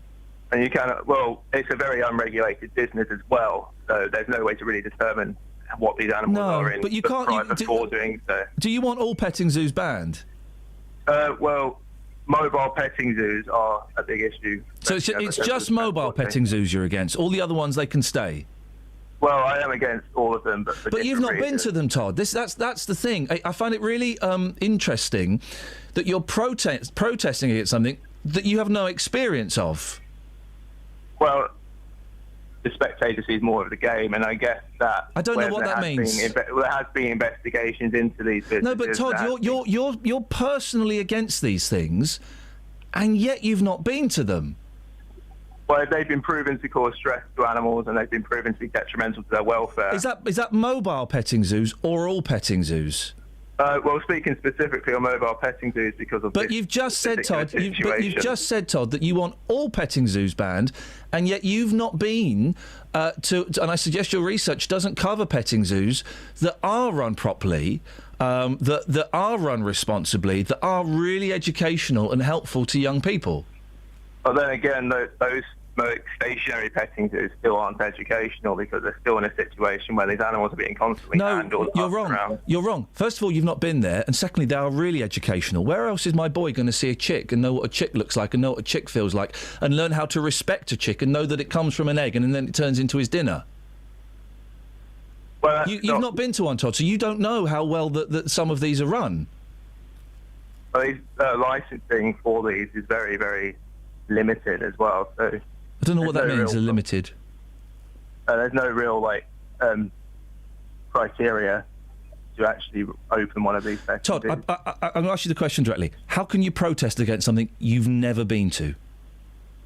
Well, because of the information that is out there regarding these. What information is out there regarding stationary petting zoos? I'm not talking about the travelling ones, the stationary ones. There's investigations into them that have shown that poor welfare conditions and the stress caused by being constantly I'm going to say that that's not true for most of them. The ones I've been to, that's not true. I'll ask you again. How can you protest against something you have no personal experience on? Well, because I have read investigatory reports about them. Why don't you go and have a look? Go and have a look. Well, I may do. You don't want to change your opinion, do you? Well, I don't really want to give money to an industry that I don't agree with. So, I mean, by all means, Well, it's called investigation. It's called investigation. It's called investigation, yeah, but the investigation's been done about them. Yeah, but if there was something I was against, or I thought I was against, I'd go and have a look at it. I'd go and see it for myself. Because you know what? Maybe the investigations you've read have come from a point of bias. No, I don't. There's no real need to be biased about these things. So you're not biased? Well, I'm not biased because I've read investigation reports about them. Okay. Todd, listen, I can understand that maybe putting animals in crates and boxes and travelling them around and maybe putting them in city centres, I can kind of... sorry, Roger, I can kind of understand, that might not be the best situation for animals. Gosh, my cat gets stressed when I put her in the box to take her to the vet. But I can see the educational aspect of some of these petting zoos, and the ones that I've been to have been spot on. They've been run really well. So do I. And the two-way benefits, these should be animals that have been hand-reared or had contact with people from an early age, will have been used to being moved around, have been used to human contact, as long as there is, as you made a very good point, careful supervision. And incidentally, careful supervision should include hand-washing after touching these animals, because there's undoubtedly a small disease risk associated with touching any fungal animal.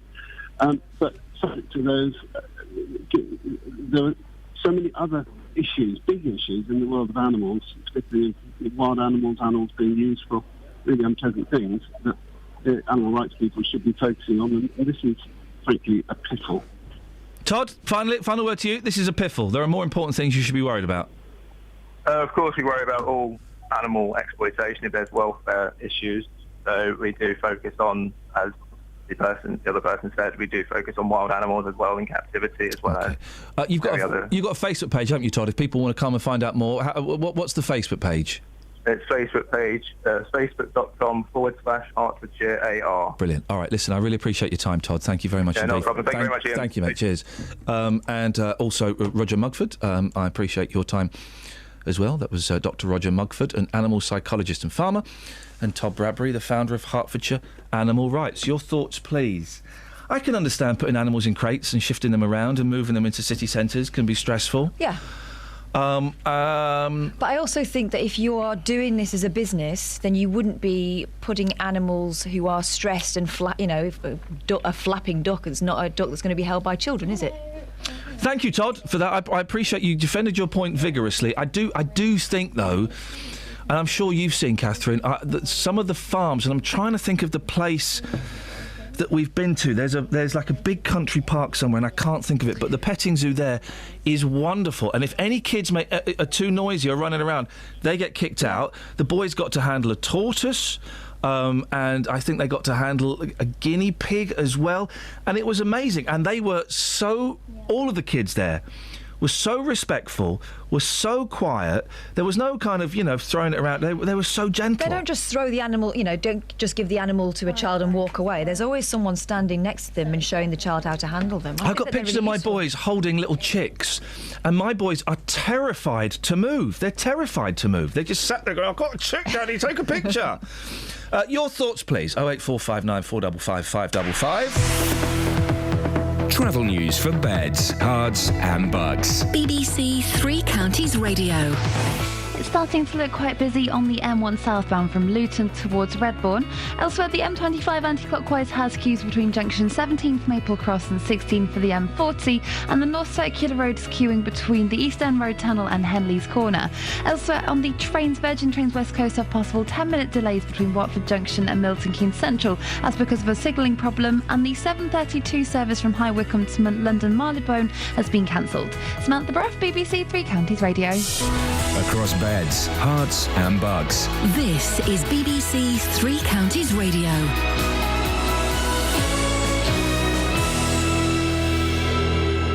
With the headlines, I'm Simon Oxley. Today's election campaigning is focusing on GP's hours, with Labour claiming the Tories have made it harder to get an appointment. Animal rights campaigners in Hertfordshire are calling for an end to travelling petting zoos after a weekend event was cancelled. And the major Easter rail improvement works at Watford have been completed on time, and lines are open as normal this morning. Three Counties Sports. BBC Three Counties Radio. Watford are third in the Championship, just a point behind the leaders after goals from Troy Deeney and Odia Nigalo gave Slavisa Jokanović's side a 2-0 win over Middlesbrough. We made a very good game. I must be happy completely. We play very serious. We were very organized today in the game, and at the end we deserve these 3 points. Wickham lost 1-0 at League Two leaders Burton, but remained 4 points clear of fourth place Bury, who also lost in the race for automatic promotion. Here's manager Gareth Ainsworth. I thought we were fantastic. We were separated by one moment of magic today by McGurk, and maybe a fantastic save at the end by the keeper's promotion save for him, and Burton had the luck today. But like I say, the fans were brilliant today, and I think they realised what we'd done today to a top of the league side who really had their backs to the wall for a lot of the game. Stevenage are into the playoff places after a Ben Kennedy penalty gave Graham Westley's side a 1-0 win at Cheltenham. We earned a lot of corners, we put them under a lot of pressure, had some good chances, weren't clinical enough with them, and then it's a question of being relentless with your determination to keep a clean sheet at one end and keep persistent at the other. We got the breakthrough through a big long ball, a hard-working run from Kennedy, and a calm and composed moment from him to slot the ball home. And Luton are just a point behind Stevenage after Cameron McGeehan's late goal gave them a 1-0 win at Tranmere. That ended a 7-match losing run for John Still's side. You know, we looked a bit more like Luton, I thought, today, particularly defensively. I thought we set up properly, set up well, and the unit was good today. We had what might be classed as a fit other than Scott, who has got a little bit of a problem, but, back four that knows each other inside out, and that counts for a lot. Tonight, Milton Keynes Dons host Scunthorpe in League One. Victory for Col Robinson's side would close the gap to second place Preston, back to 5 points. And there's full commentary on the Dons against Scunthorpe in tonight's Three Counties Sport from 7. Elsewhere, in last night's Premier League match, Manchester City lost 2-1 at Crystal Palace and remained fourth, 9 points behind leaders Chelsea. In Speedway, Rye House lost 47-43 to Peterborough in yesterday's League Cup meeting. And in Netball's Super League, Hertfordshire Mavericks lost 59-41 at home to Surrey Storm. BBC Three Counties News and Sport. The next full bulletin is at 8. There's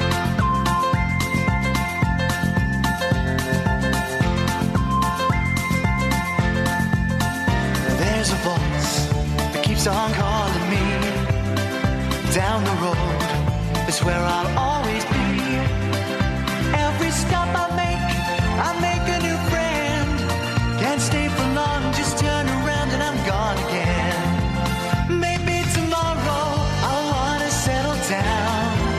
Until tomorrow, I'll just keep moving on down this road that never seems to end. When new adventure lies just around the bend. So if you wanna join me for a while, just grab your hat, come travel light, that's hobo style. Maybe tomorrow I'll wanna settle down. Until tomorrow, the whole world is my home. So if you wanna join me for a while, just grab your hat, come travel light, that's old style. Maybe tomorrow I wanna settle down. Until tomorrow, I'll just keep moving on.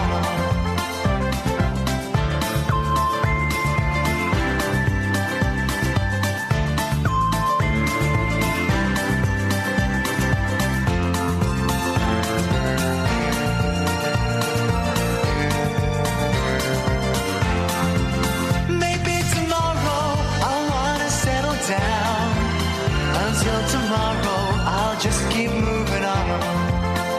There's a world that's waiting to unfold, a brand new tale no one has ever told. We've journeyed far, but you know it won't be long. We're almost there and we've paid our fare with a hobo song. Maybe tomorrow I'll wanna settle down.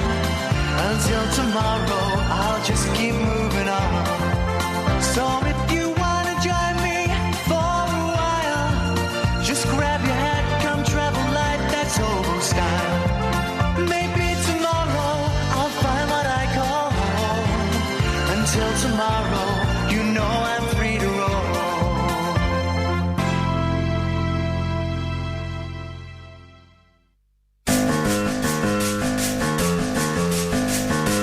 Morning team. Iain Lee, BBC Three Counties Radio. Why have you come into my studio? Because we're going to do the papers again. Oh, what? We're also asking the question, stuff you've eaten that wasn't for eating. 08459 455 555. You know you've done it, so confess. Chalk.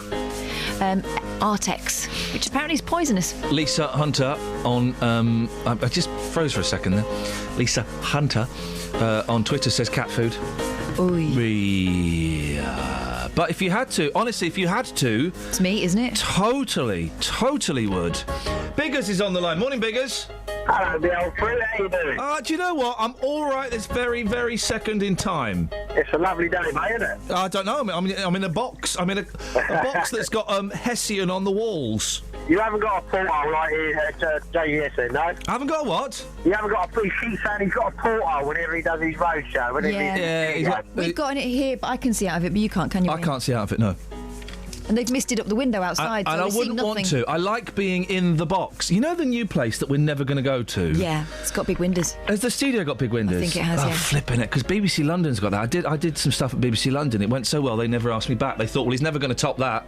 He's never going to top that. We won't get him back. Keep telling yourself that. And you're in a glass studio, and so people walk past and look at you. You feel like a chimp. Oh, it's flipping. In a zoo. The new place, though, will members of the public be able to come and look at us? I think they might. That disgusts me. That disgusts me. We're going to see some stuff. Yeah, you're right. We'll get curtains, Kelly. Good idea. We'll get curtains.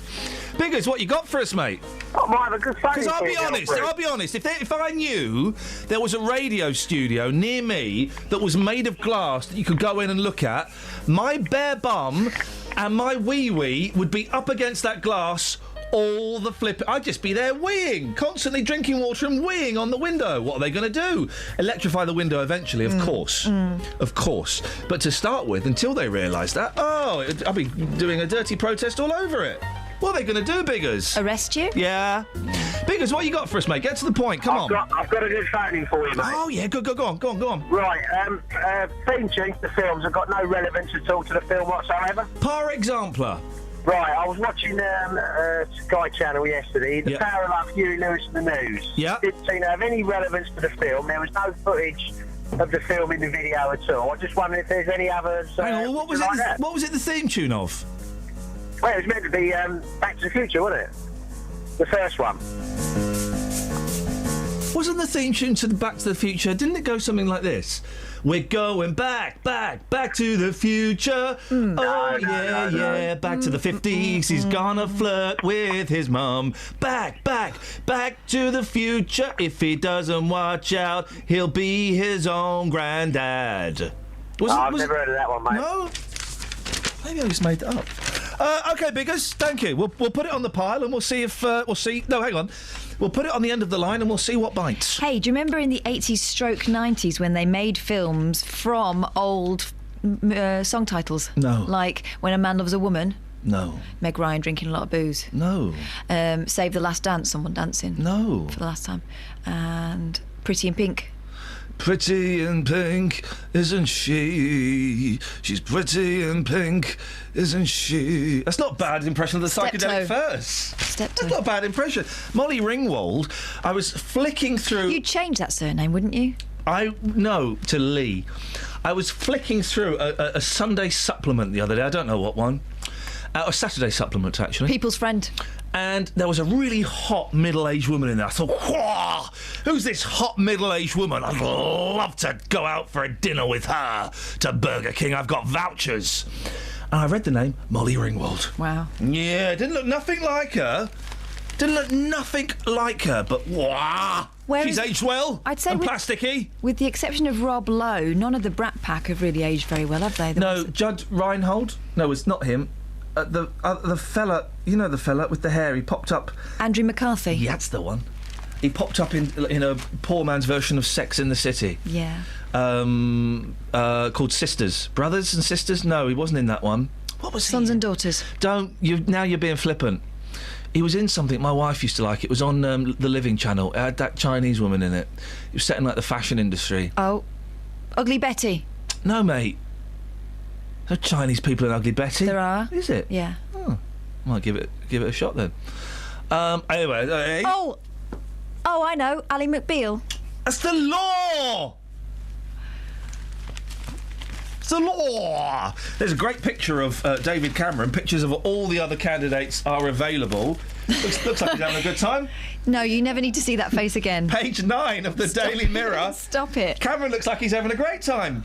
Him and Sam Cam getting back to basics. Look at his face. I can't get it out of my mind. So many... please, dear God, make this election end.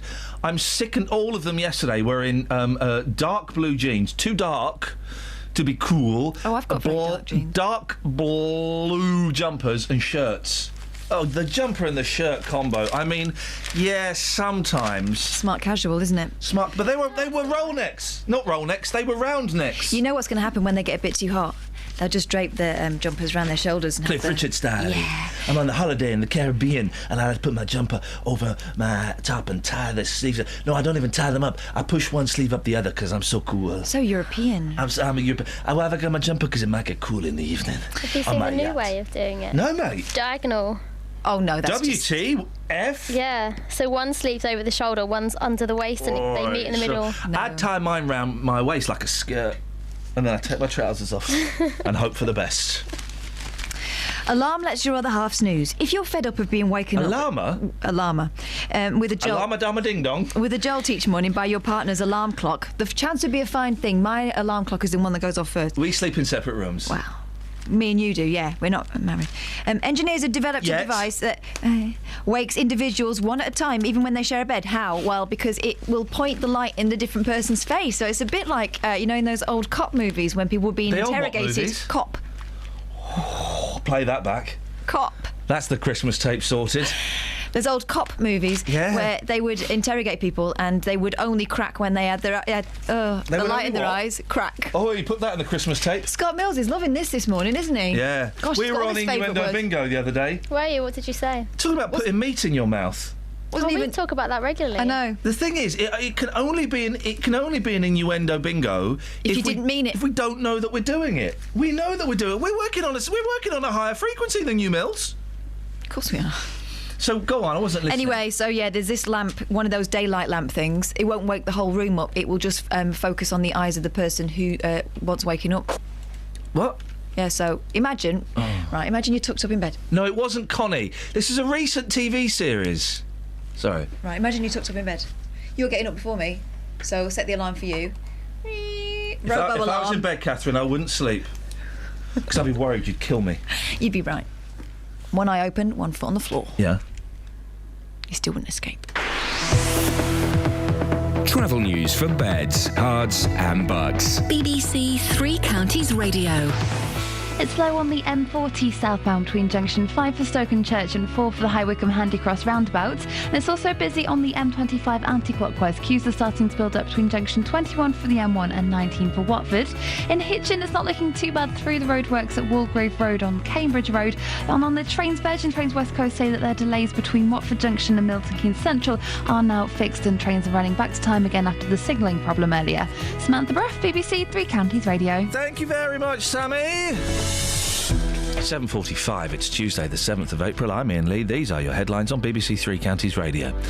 Today's election campaign is focusing on GP's hours, with Labour claiming the Tories have made it harder to get an appointment. Animal rights campaigners in Hertfordshire are calling for an end to travelling petting zoos after a weekend event was cancelled, and the major Easter rail improvement works at Watford have been completed on time, as they said they would on this show last week. Let's get the weather. Here's Kate.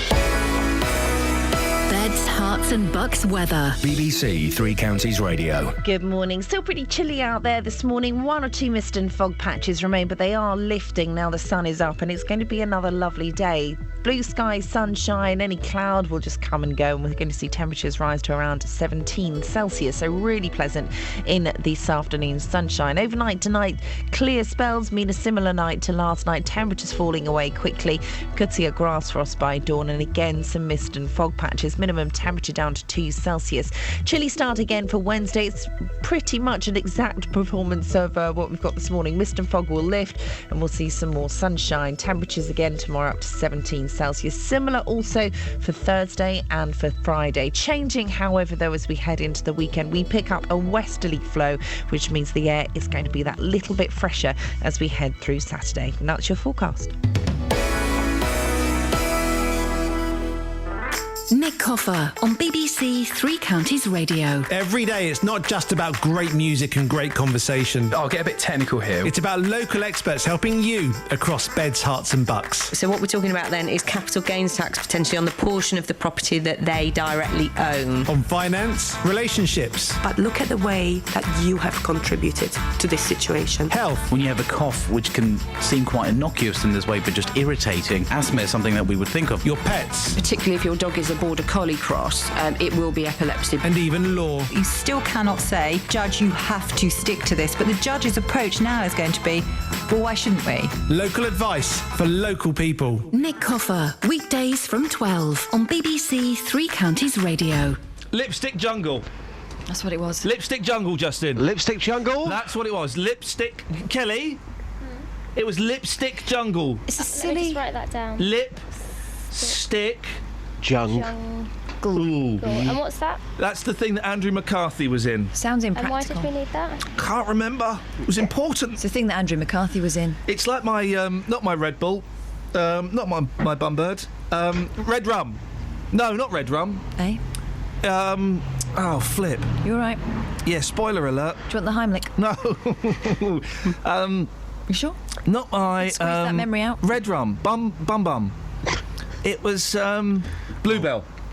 No, we've still no idea what you're on Bluebell. about. What do I need to write this What's the down? name of the sled in Citizen Kane? Rosebud. That's it, my Rosebud. Do you want to see my Rosebud? Oh, you've right. You've just seen it. You've just seen it.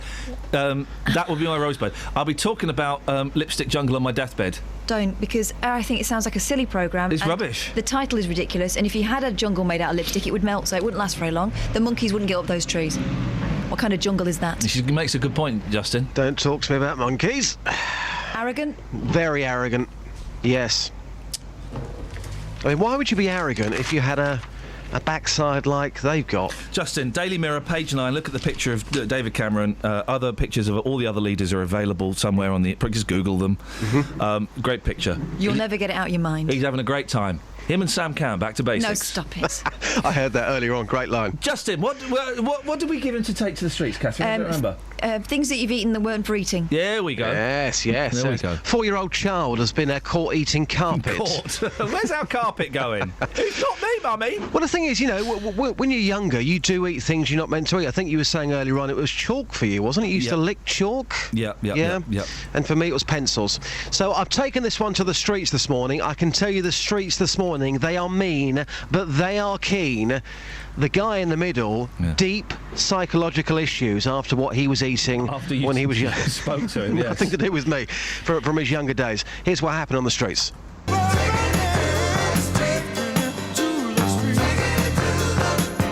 Taking it to the streets with J-Dog.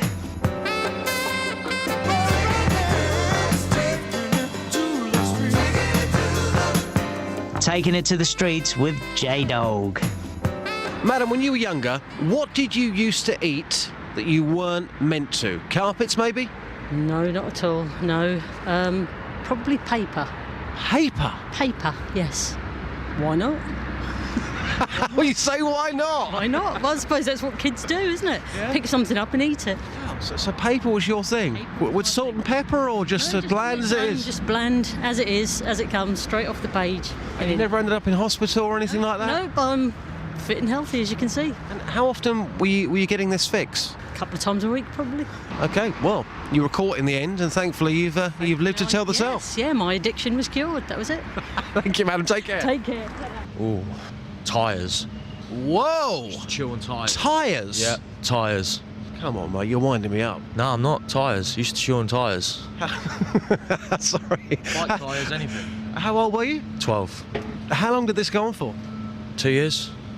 What made you stop? I got a bit older, got into my teens, you know. We're joking, but it was a serious problem. Your parents must have been very concerned. Yeah, it took me to the doctors and everything. Turned out it was just a psychological thing. What did they taste like? All right, bit rubbery, but all right. Wow, thanks, mate. Nice. Good morning, madam.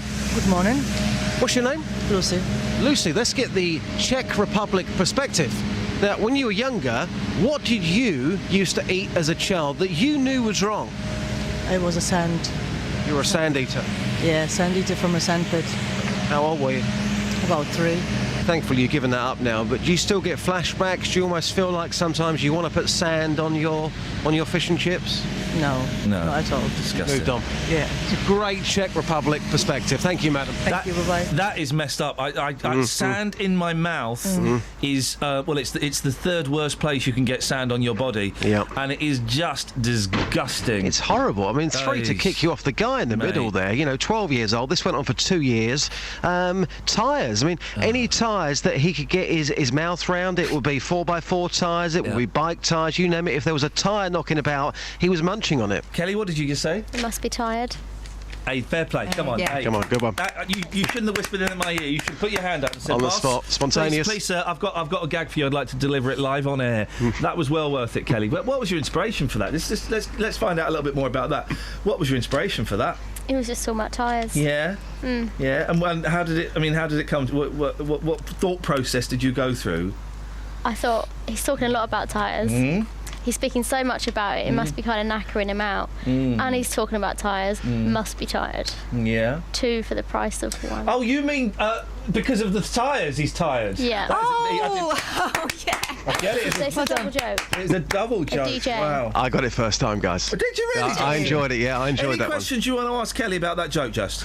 No, I think she came up with it just there and then, and she delivered it beautifully. Great testimony. 9.5 out of 10. You can never quite get the 10 with me, but 9.5 out of 10. No, well done. not unless you do the use your finger like everybody else joke. I mean, that is a 10. Have you got any questions for Kelly about that joke? Well, just talk to me about the rhythm that you delivered. I mean, it's all about timing, isn't it, with comedy? So how did you work out how fast or slow you were going to deliver that line? Well, he just said tyres quite a few times, and I thought, well, he must be tired. So I thought... I can't believe it was that easy. It was that easy. I thought, I'll tell Iain. Iain came to me, and then I said it on air, and then this... Did you realise when you were in the creative process, and I've got no... I mean, how long did the creative process take? Seconds, mate. Did you realise the impact that what you were doing was going to actually have at the time? Did you know it would get this big? I did think it was going to be quite powerful. And how did you decide on that voice that you use? Because that's obviously what adds to the comedy, isn't it? So how did you... I mean... The squeaky nasal, irritating voice.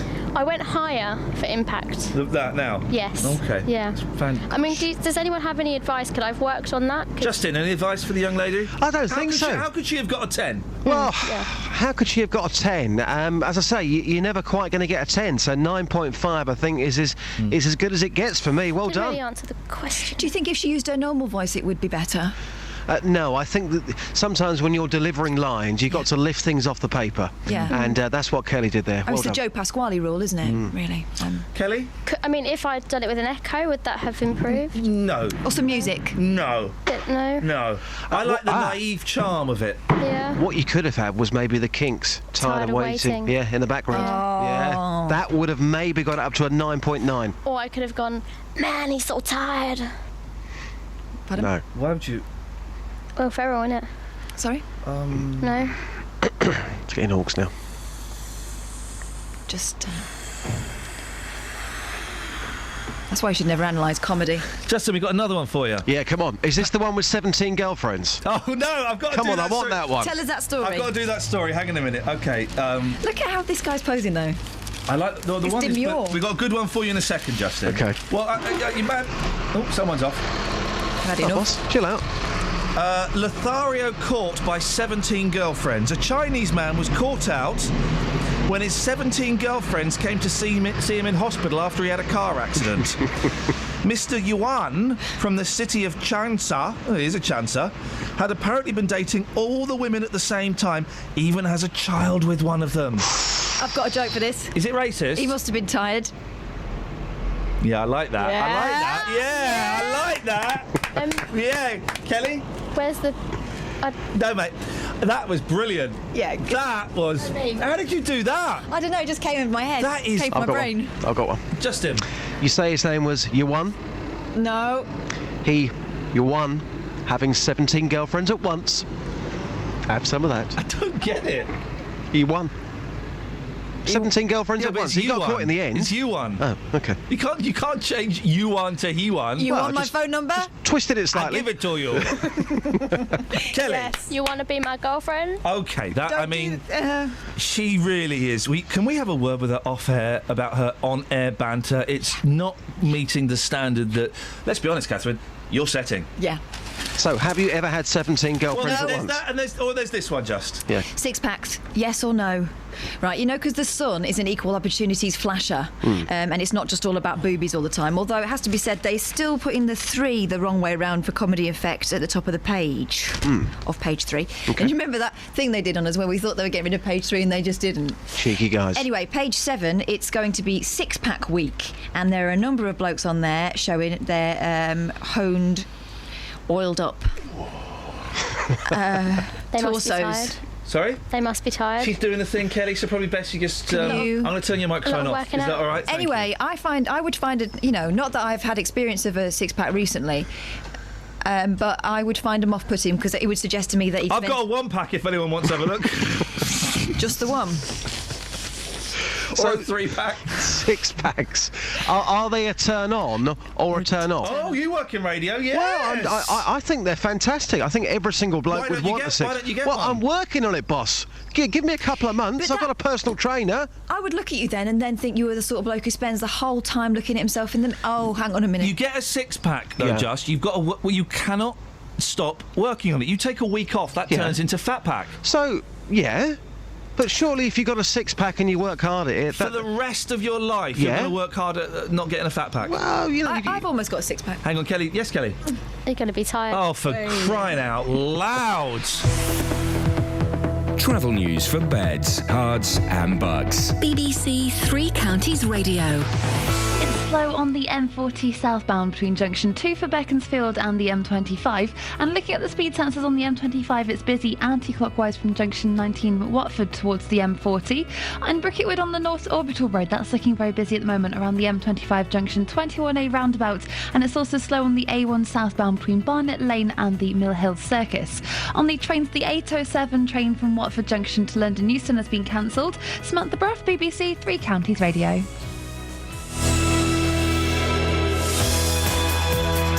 Kelly, we're going to have a little word with you during the news, just about... It's a really little word. Yeah, it's fired. 08459, you know the rest. Local and vocal across beds, hearts and bucks. This is BBC Three Counties Radio.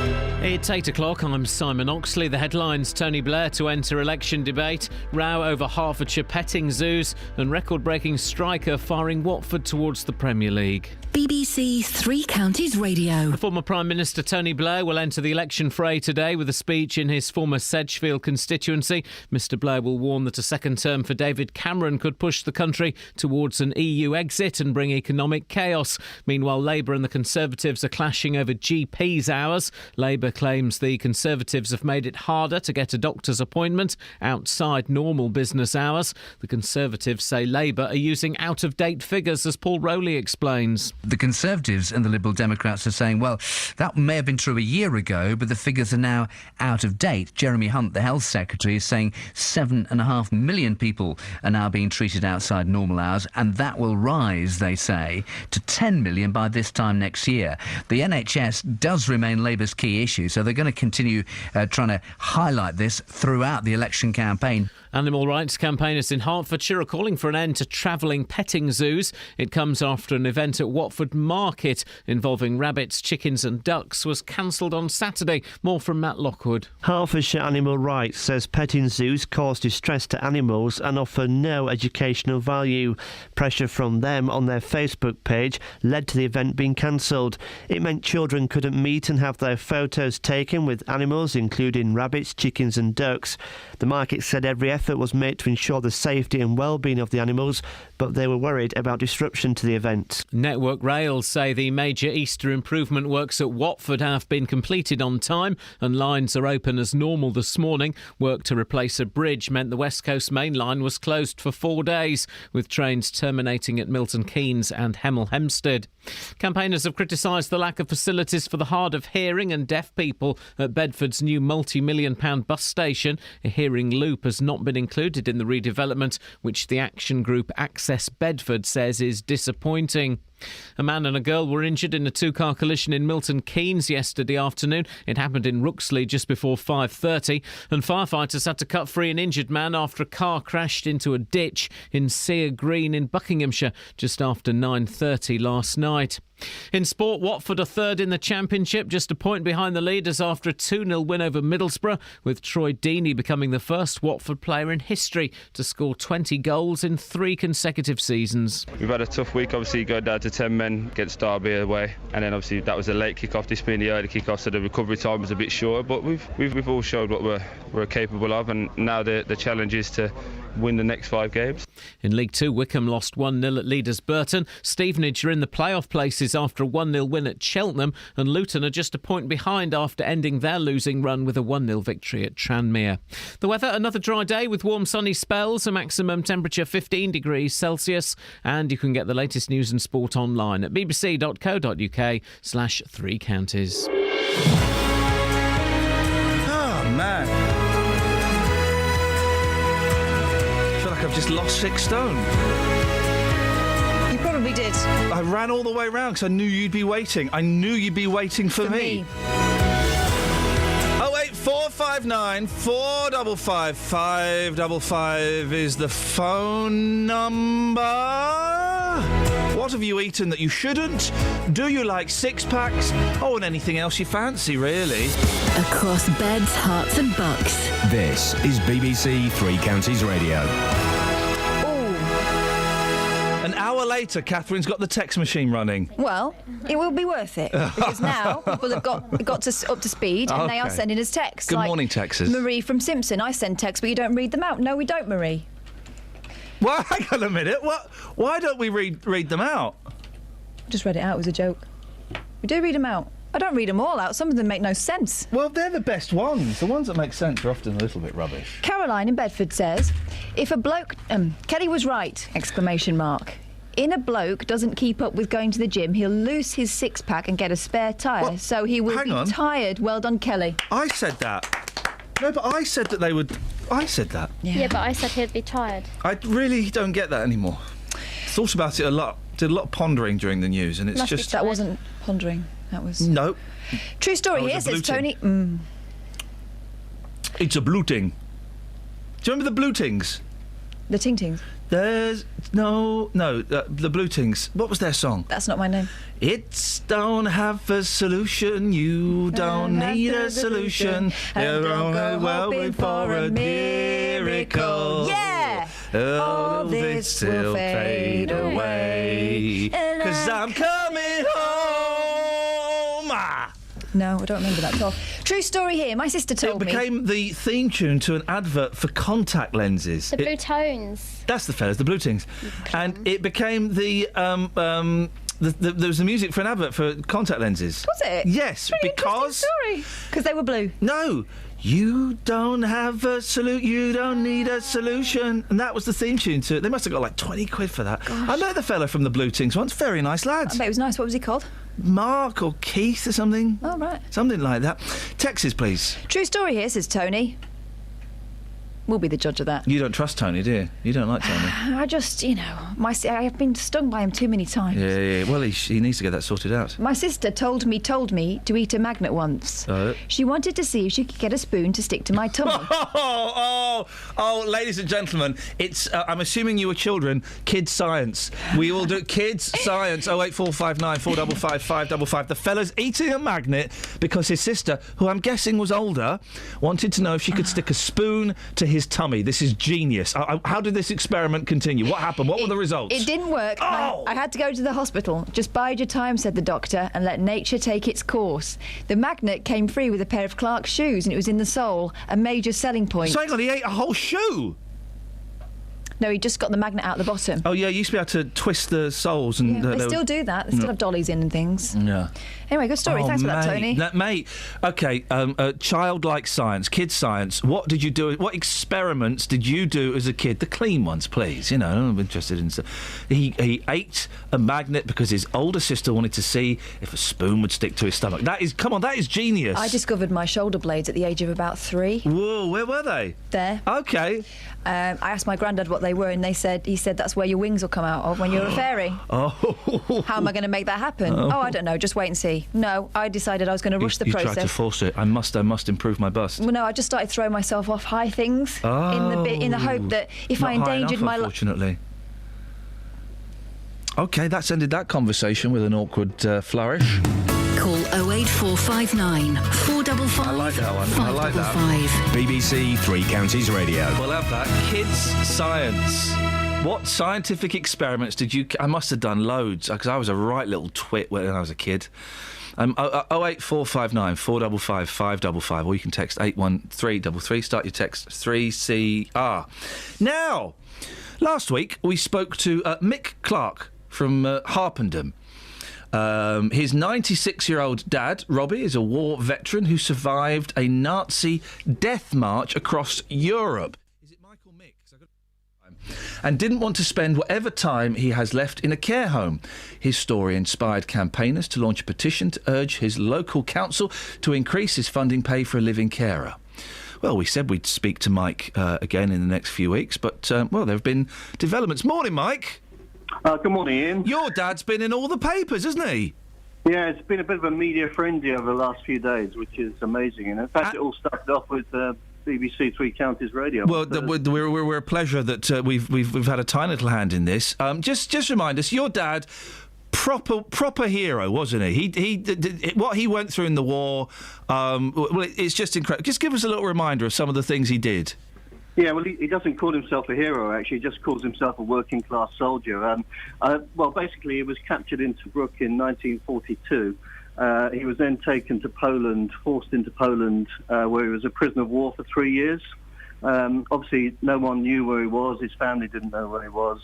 And then he was evacuated in January 1945 and forced to march for what became 4 months under armed guard for over 1,000 miles.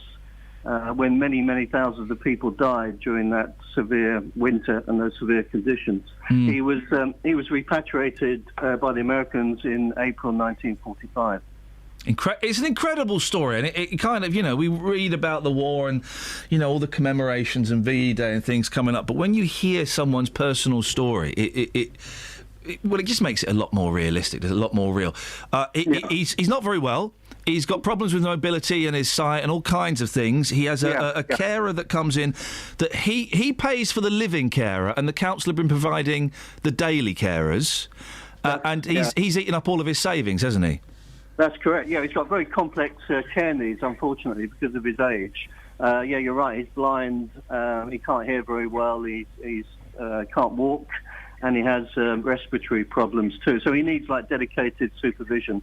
The council agreed that he needs 24/7 care, but they don't recognise the cost of a private carer, as they call it. So they wanted to put the council wanted to put Dad in a care home. You were obviously upset by that. The petition. How many signatures has the petition got now? It's over 170,000 now. That must be. I mean, how aware is Dad of what's going on? Well, he's very aware. Right. I'm actually keeping him out of it at the moment. Yeah. He has a lot of TV interviews on Wednesday and Thursday. Oh, okay. And he's been in all the national press, as you say. Yeah. So he keeps asking me, what's happening. He's still very anxious. We haven't resolved the situation yet. Help for Heroes have stepped in with a quick reaction fund grant, which is only for a month, unfortunately. So is that the development then? That you've got kind of a month's grace? Yeah. Plus these 2 sites that have been set up totally independent of me. These donation sites, which have taken off as well. So some money is being donated by the great British public. Wow. Really, they seem to be taking over from responsibility from the local council, actually. So you've got this. So it's Help for Heroes that have managed to buy Dad an extra month. Yeah. The money that's being set up, being sent to you via these funds. Any movement from the council yet? No, not at all. And that doesn't surprise me. I've had a 2-year battle with them anyway, but they're not responding to the strength of public opinion at all. And you said that there might be a decision about that in the next couple of weeks or so? Well, that's up to the council, really. Right. I've tried all I can. I've done everything. I've spent so much time and money doing that over the last 2 years, and they just don't budge, basically. Yeah, it is head against a brick wall, isn't it, really? Correct, yeah. How much money's been raised by the public, do you know? Well, it's over £15,000. Flipping heck. Over just last week, so... that's quite incredible, and we're very humbled by it. And my dad, when I do tell him about it, he's close to tears most of the time. He's a 96-year-old. He doesn't need this stress, does he? He doesn't, no, and he's not sleeping very well. He's having dreams and kind of hallucinations from the past. No, he doesn't need it at all. And I tried to shelter him from most of it, but it's still in his head. He weighed, by the way, 7 stone when he finished that long march, so he kind of lost a lot of weight at that time. But he gets the most dedicated care possible now by his living carer, which is great. Mike, listen, we're really keen to follow this story, and we've all got our fingers crossed. I'm glad you've got a little bit of grace period with Robbie. You'll keep in touch with us and let us know how it goes, won't you? Yeah, I will, but really my message is the funding needs to come from the council. Yeah. We're really appreciative of the public and the overwhelming support, but it's the council who need to sort this out. Best of luck to you and your dad, Mike. You're doing him proud. Yeah, thanks, Ian. Thank you. Thank you very much indeed. Oh, dearie me, it's Mike Clark. Thank you, Mike. Appreciate that. 08459 455 555 is the telephone number if you want to give us a call. You can give us a text, 81333. Start your text 3CR. We're having a little bit of problems with our phones, but I'm sure that'll be sorted out before the end of June.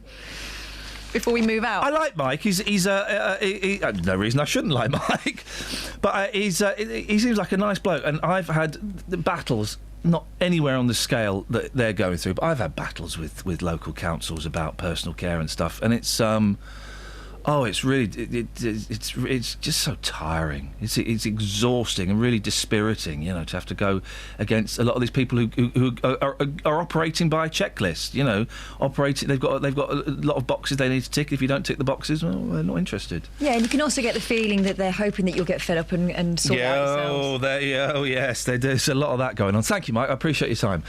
We'll do some texts in a bit. 08459 455 555 is the telephone number if you want to give us a call. If you do want to text, 81333. Start your text 3CR. What have you eaten that you shouldn't? And kids science. We had a great text from a guy who... I've got a brilliant one here. We'll do it in a minute. We had a great text from a guy who's... I'm guessing it was an older sister. It could... older sisters are mean. Older brothers will pummel you. Older sisters will torture you. An older sister who wanted to know if when her brother swallowed a magnet, if a spoon would stick to his stomach. It didn't. But what kids' science have you done? 81333. Start your text 3CR. Let's get the travel. Travel news for beds, cards and bugs. BBC Three Counties Radio. It's slow on the M40 southbound between junction 2 for Beaconsfield and the M25. And on the M25 anti-clockwise, it's busy between junction 19 for Watford and 16 for the M40. On the A414, that's looking very slow around the North Orbital Road Park Street roundabout.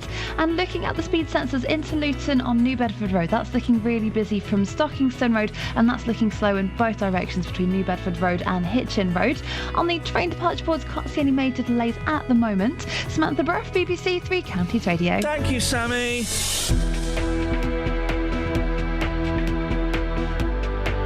It's 8:16. It's Tuesday. Thank you so much, Kelly, for that. You're very kind. Oh, you dropped a bit of paper with the drawing I'd done on it. 8:16. Go and give that to Kath. That'll perk her up. 8:16.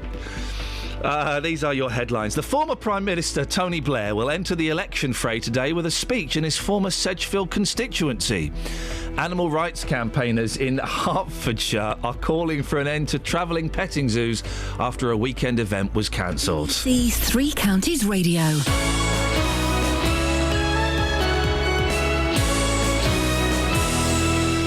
Morning. Good morning. That picture is not for your eyes. That drawing is not for your eyes. You could claim sexy harassment now. Well, for that. Say, it's not really what I wanted to walk in and see this morning. Catherine, you can't leave your doodles here, and it is a doodle, quite a big one. You can't leave your doodles here. We got. There's an intelligence show after this rubbish. What? It's a cactus. It's a cactus. It's a crying cactus. Disgusting. Isn't it just outrageous? So nice to see. Did you have a nice bank holiday? I had a lovely bank holiday. Oh, that was a real romantic sigh. I loved... Like you fell in love and then it ended again. I fell in love yesterday with the day. Wasn't it nice weather? Wasn't it beautiful? I had a barbecue yesterday. Oh, I had a barbecue. Did you? You've got my number to text me, haven't you?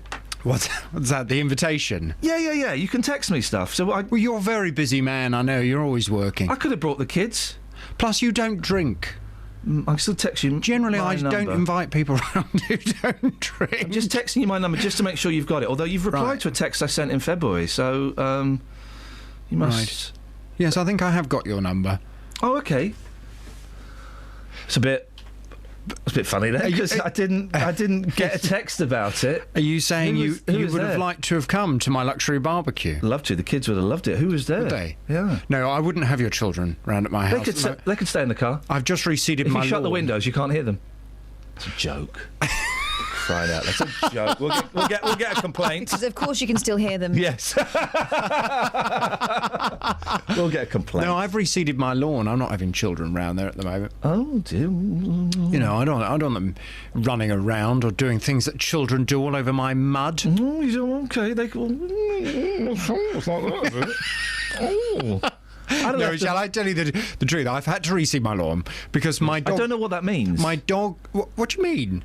You've made the lawn... You've cut back... You've made the lawn smaller? No, reseed it. Oh, you've seeded it. You sprayed your seed on the lawn. I thought you meant reseed, as in it had receded, like someone's hairline. Reseed the lawn. Okay, you've seeded the lawn. Okay, because that's great. What I have found is that dogs kill grass. Yeah, they do.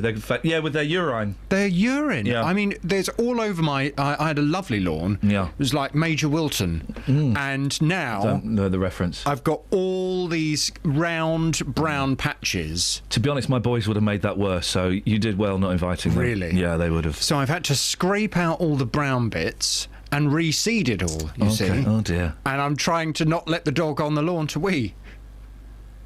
It's a constant battle. And if it keeps weeing on the lawn, what? You get it put down? You sell it on eBay? Put a nappy on her. Some people do. You can do that. Yeah, some people do. I took her to London on Sunday. Took her to London to see the Queen? Her first day in London, I took her to Oxford Street, Covent Garden. Hang on a minute. What? Why would you take a dog to Oxford Street? Because people like you make me sick. Why?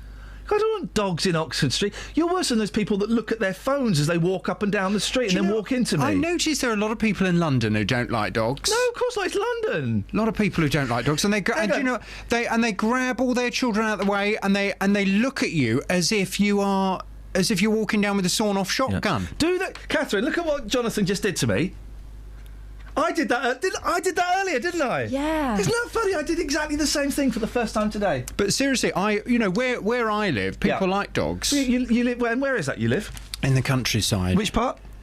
Well, it's top secret. Okay. We've established it's in either Hertfordshire or Buckinghamshire. Have we? How did you establish that? Oh, it's not in Bedfordshire. Well, it might be. How would you know? So it's definitely in one of the three counties. It's definitely. I do live in the home patch. We've yes. narrowed it down. Getting closer and closer to finding it. I've got a drone now. What? I don't want your drone landing on my lawn. Well, I don't know where it'll land. I've got absolutely no control over it whatsoever. It turns out it's really, really hard to fly. The man in the shop made it look so simple. Spent 80 quid on it. I can't fly it. So what are you going to do? Put like a camera on it? It's got a camera on it, yeah. I'm going to film my neighbours having it away. What? Yeah, that's what I plan to do. When I get really good controlling it, get it up to bedroom window level, film that. Won't get the sound. There's no sound Is on that it. what you're going to do? Yep. You're a pervert. Nope. Do you want to see the videos when I get them? No? You want to? No. Okay. Don't you fly it into my garden. Well, I might. I wonder what I'd do if someone flew a drone into my garden. Probably shoot it down. With your... Thank you. Carving knife. What's on your show today? Coming up on the Big Phone in this morning, do you think it's acceptable to take children out of school to go on holiday? Oh, yes. One of the biggest stories over the weekend. Many of you still wanting to talk about it today. The National Union of Teachers says rules under which parents are fined for taking their children out of school for a holiday should be scrapped. It says the restrictions introduced by the government in 2013 unfairly penalise working parents. Well, you may feel it's more important for children to be in school every day, or you may believe that everyone at least deserves the opportunity to have a cheaper holiday. From 9 this morning, I'd very much like your reaction to this today. Do you think it's acceptable to take children out of school to go on holiday? 08459 455 555. Roberto Perroni on BBC Three Counties Radio. Tip-top etiquette expert William Hanson, who is not a fan of politicians oversharing. Good afternoon, Roberto. I feel slightly nauseous after that music. Every weekday from 3. Let's talk to Harriet Harman, the leader of the Labour Party. We've been in Bedford and Cambridge, and we've had very interesting discussions. Let's talk cold callers. Do you have a tried and tested method of getting rid of cold callers? You've got to make up a word before you go on the phone, and so you can fit that word in without them realising the most time. Saying actually helps you feel calmer. Did you believe this, Sharon? Definitely. And since I read that, I've been doing it, and I'm well chilled. Roberto Perroni, weekdays from 3 on BBC Three Counties Radio. OK, well, you've all taken a shine to Jonathan Vernon-Smith talking about him planting his seeds somewhere. Some of them I can't read out. But Carpet Martin says a few drops of apple cider vinegar in the dog's water will stop the dogweed killing your grass. I've heard that before. Apple cider vinegar will do anything. It will clean your kids' teeth. It will nourish your family. It will clean your car. It does everything. Isn't that just vinegar? No. Because I've got a book, 1,000 uses for vinegar. So there are at least 1,000 uses for vinegar. It's apple. Well, there's chips. I mean, there's fish. That's 2 already. There's fries, French fries. That's 3. Fries and French fries. That's 4. Windows. I don't know. I like my windows with a bit of salt on. I once did my entire bathroom. I was watching a lot of Kim and Aggie at the time. I once did my entire bathroom with vinegar, right? Yeah. And I smelt like chips for a good 2 weeks. Ooh, classy. Yeah. But I eyed you up and down then as you said that. I actually did. It was a long time ago. There's no effect now. This is a great... Well, do you know what? Because it's half term, I think we'll do this one all week. Kids science. We had a great text from someone whose sister made him swallow a magnet so she could see if a spoon would stick to his stomach. Jill has emailed ian.lee@bbc.co.uk. When I was 6, I got another child to taste a mud patty to see if it tasted like chocolate. My brother took a magnifying glass to see how long it would take to wake up Dad, who was sunbathing. The result was that after about 15 seconds, my brother learnt how to run very fast. That is painful. Get this one. Yeah. Mark in Bedford says, to research the effectiveness of meditation, a friend and I decided to throw darts at each other whilst one of us meditated. Oh, that baby. To see if we could make the darts not hit us. The scar that is still visible on my forehead 30 years later would indicate that meditation does not work. Such idiots. I don't remember the Maharishi saying that meditation would protect you from darts. I don't remember that. Either the pop group or the actual thing. Tony's back. And he says, I like you, Catherine, don't hate me. I don't really, Tony, I just don't trust you. Another true story. I thought I could fly. I thought if Is this Tony again? Yeah. Tony sounds like a right nut job. Well, I mean, I tried the same thing. He's texting us from the asylum. I thought I could fly if I flapped my arms really quick. Yeah. I couldn't get off the ground, so I climbed onto the garage roof and tried again. The highest I ever got was a chair. I used to do the top of the stairs. I took a major run up and jumped. The wings never came. Just in case you're wondering. Don't try it at home. I took a major run up and jumped off the garage and flapped my arms. No flight, just gravity doing its thing. Gosh, he must be tired. Stood onto the ground. I did a forward roll, got up and walked away. Signs of a thickie, he says. I like this one. It's half term, so we'll have this out all week. We may not get many on it, but the few that we've had so far have been gold. Kids science, please. Bets has got her hand up. Bets. Hang on. Bets has got a microphone up now as well. Oh, hello. I ran really fast past the speed camera to see if I'd get caught. How old were you, though? About 11. Okay. So a couple of years ago. We've also got things you've eaten that weren't for eating. Yes. My friend Donna remodelled some cat detritus. How do you say it? Detritus, mate. That's how you say it. Detritus? Detritus. Poo. Into the shape of a chocolate orange segment. Hang on, what? Sorry? Say that again. Go from the top. My friend Donna remodelled some cat detritus into the shape of a chocolate orange segment. And slipped it into her brother's open chocolate orange. This is both kids' science and things you shouldn't eat. She said, yeah, part experiment, part spite. He ate it, says Susie. Whoa, guys! And that boy has now got a super cat-like powers. That's what you have to go through. That's an origin story there. I've got another one. Chocolate origin story. Yeah! Woo! Thank you, team. Thank you. I could see you going for it as well, Kelly. So well done, you. Well done, you. Marius says, I once stole some sweets from my wife to take in my hand luggage on a long flight. What? Turns out they were fizzy bath balls. Oh, they look so delicious. Yeah, I know. And some of them look like cakes now. That is outrageous. When we go in gifty shoppies with the kids, I always have to point out that they're not cakes. Yeah. They really do look like you could just... The boys love them. I let them eat them from time to time. Just keeps them on their toes. Clean inside and out. And also that means they ask for cakes less because they don't know if it's going to be a cake or a bath bomb. Gosh, you're such a good parent. Thank you very much. If anyone wants any parenting tips, my new book is coming out the end of April, How to Be a Good Dad by Iain Lee. Superman-y. Well, no, that's my book about a Jewish guy who's got superpowers. 08459 455. I was thinking on my feet there. It was the best I could do. 08459 455 555. Coming up, we've got Justin Dealey. What did we send Dealey out on? 6 packs. OK. I can see that his report is queued up and ready to go. 21 seconds? He's got 21 seconds to go? He's got what? 21 seconds to go? What? He's got 21 seconds before he leaves the studio. He's got 21 seconds to go? No. Maybe on the stereo. That's the jingle. Oh.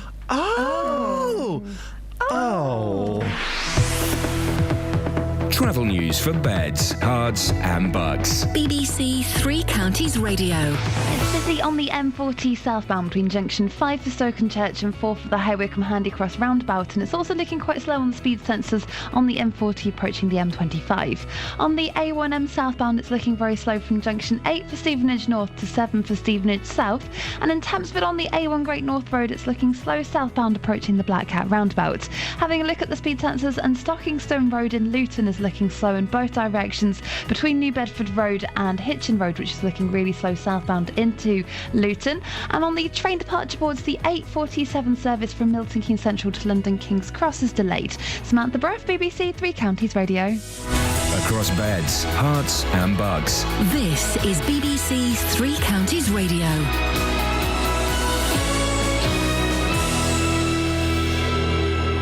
It's 8:30. I'm Simon Oxley. The former Prime Minister Tony Blair will enter the election fray today with a speech in his former Sedgefield constituency. Meanwhile, Labour and the Conservatives are clashing over GP's hours. Animal rights campaigners in Hertfordshire are calling for an end to travelling petting zoos after an event in Watford was cancelled at the weekend. And Network Rail say the major Easter improvement works on the West Coast Main Line have been completed on time. Lines are open as normal this morning. Three Counties Sports. BBC Three Counties Radio. Watford are third in the Championship, just a point behind the leaders after goals from Troy Deeney and Odio Nagalo gave Slavisa Jokanovic's side a 2-0 win over Middlesbrough. We made a very good game. I must be happy completely. We play very serious. We will be very organized today in the game, and we deserve these 3 points. Wycombe lost 1-0 at League Two leaders Burton, but remained 4 points clear of fourth-placed Bury, who also lost in the race for automatic promotion. Stevenage are into the playoff places after a Ben Kennedy penalty gave Graham Westley's side a 1-0 win at Cheltenham. We earned a lot of corners, we put them under a lot of pressure, had some good chances, weren't clinical enough with them, and then it's a question of being relentless with your determination to keep a clean sheet at one end and keep persistent at the other. We got the breakthrough through a big long ball, a hard-working run from Kennedy, and a calm and composed moment from him to slot the ball home. And Luton are just a point behind Stevenage after Cameron McGeehan's late goal gave them a 1-0 win at Tranmere. That ended a 7-match losing run for John Still's side. With 5 games to go, we're up the challenge for the playoffs. That's fantastic, absolutely fantastic. So I'm delighted with that, I really am. You know, we've been disappointing for a few games. Well, as I said, that's football. We'll get over that and try and work as hard as we can to get a playoff spot. Tonight, Milton Keynes Dons host Scunthorpe in League One. Victory for Cole Robinson's side would close the gap to second place Preston, back to 5 points. We're not sinking yet, but we're still in this. Like I say, you could almost say 72 points get you in the playoffs. So we are now in the playoffs. with 7 games to go. That's a remarkable achievement by this group of players. And there's full commentary on MK Dons versus Scunthorpe in tonight's Three Counties Sport from 7. Elsewhere in last night's Premier League match, Manchester City lost 2-1 at Crystal Palace and remain 4th, 9 points behind leaders Chelsea. In Speedway, Rye House lost 47-43 to Peterborough in yesterday's League Cup meeting. And in Netball Super League, Hertfordshire Mavericks lost 59-41 at home to Surrey Storm. BBC Three Counties News and Sports. The next full bulletin is at 9.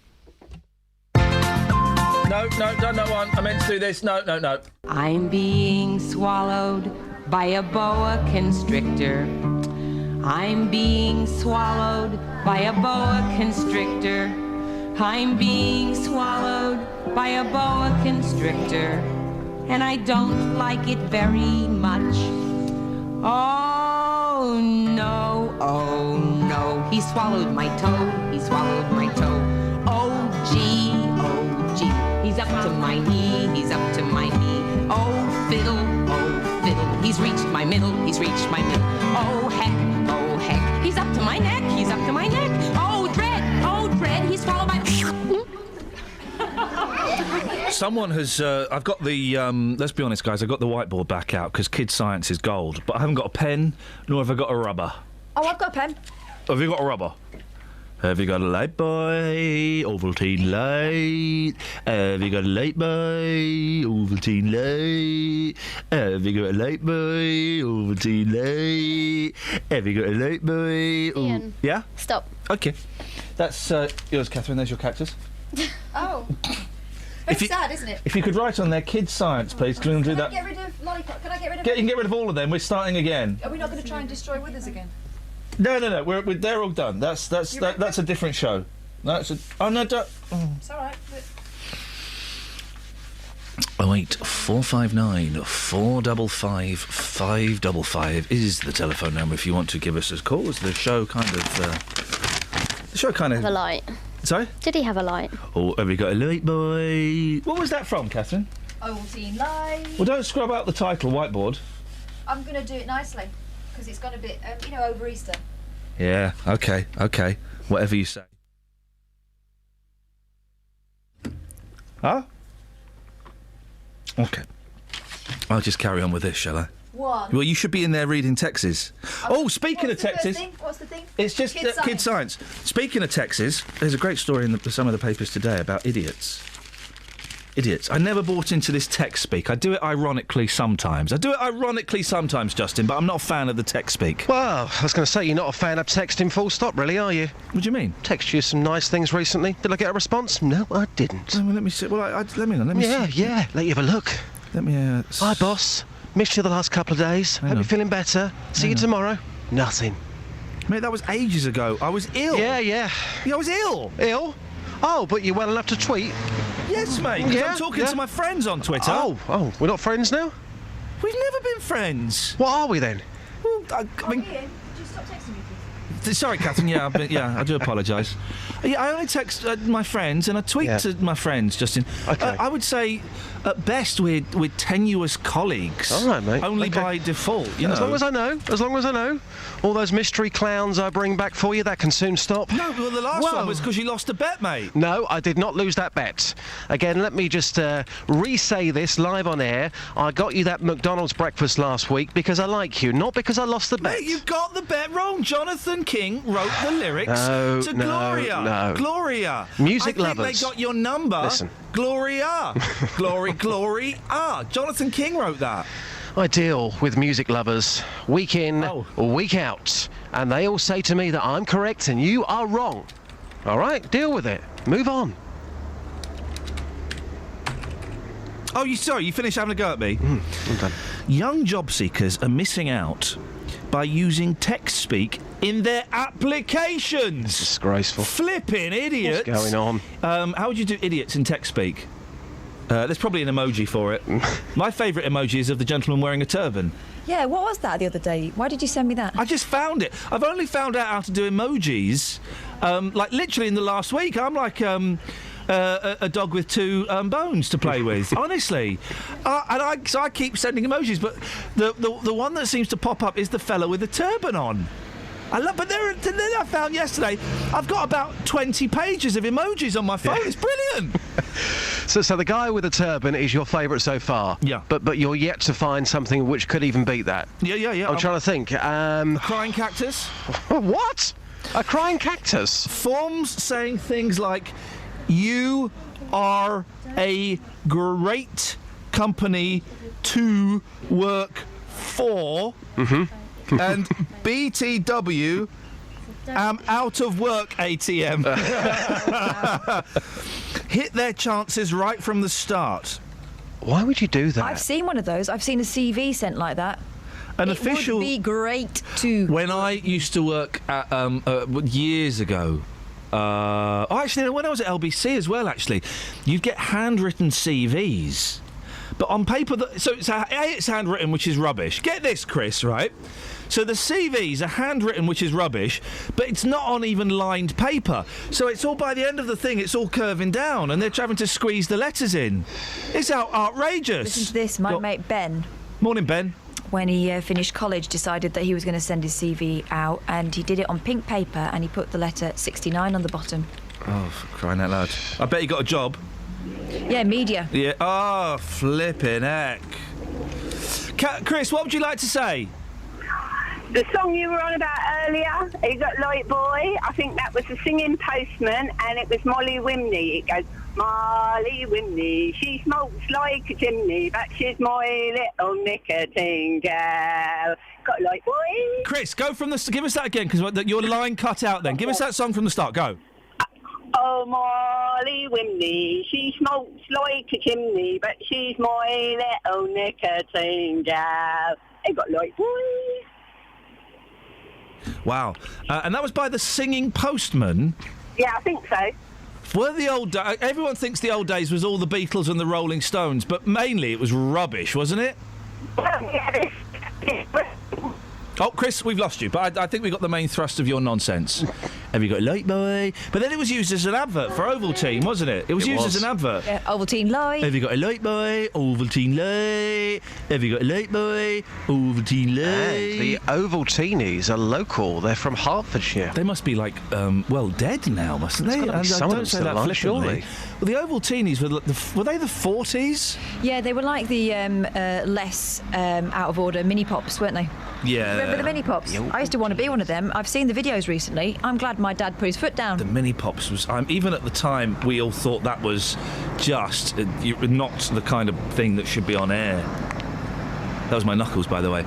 Justin! Yes! 6-packs. Yes, the sun is celebrating the magic of the 6-packs. Yeah. It's a weird thing. You're working towards getting one. Everyone, if you're a guy, surely your ambition is to get a nice 6-pack. Yeah? Yes? Come on, if I said to you... Read some mind-enhancing literature. But if I said to you, come on in, I tell you what, you give me some money, let's just say £500, and I can give you a 6-pack, you'd probably give me £500, wouldn't you? No. Yeah, I think you would. What, do a Gareth Shuker and show my nipples to the world? Gareth Shuker, you've missed this. Who's Gareth Shuker? Gavin Shuker, sorry. Oh, Gareth, great guy. Gareth Shuker. His less-known brother. who managed to keep his top on. Oh, Gavin Shuker took his top off. Gavin Shuker took his top off, and we all saw his nip-nips. No, I saw that, and it was an interesting article. But again, if he'd have had a 6-pack, you'd have said, "Oh, fair play to him. Look at that." But instead, you were looking and you were laughing. I wasn't laughing at his 3-pack. I just thought it was inappropriate.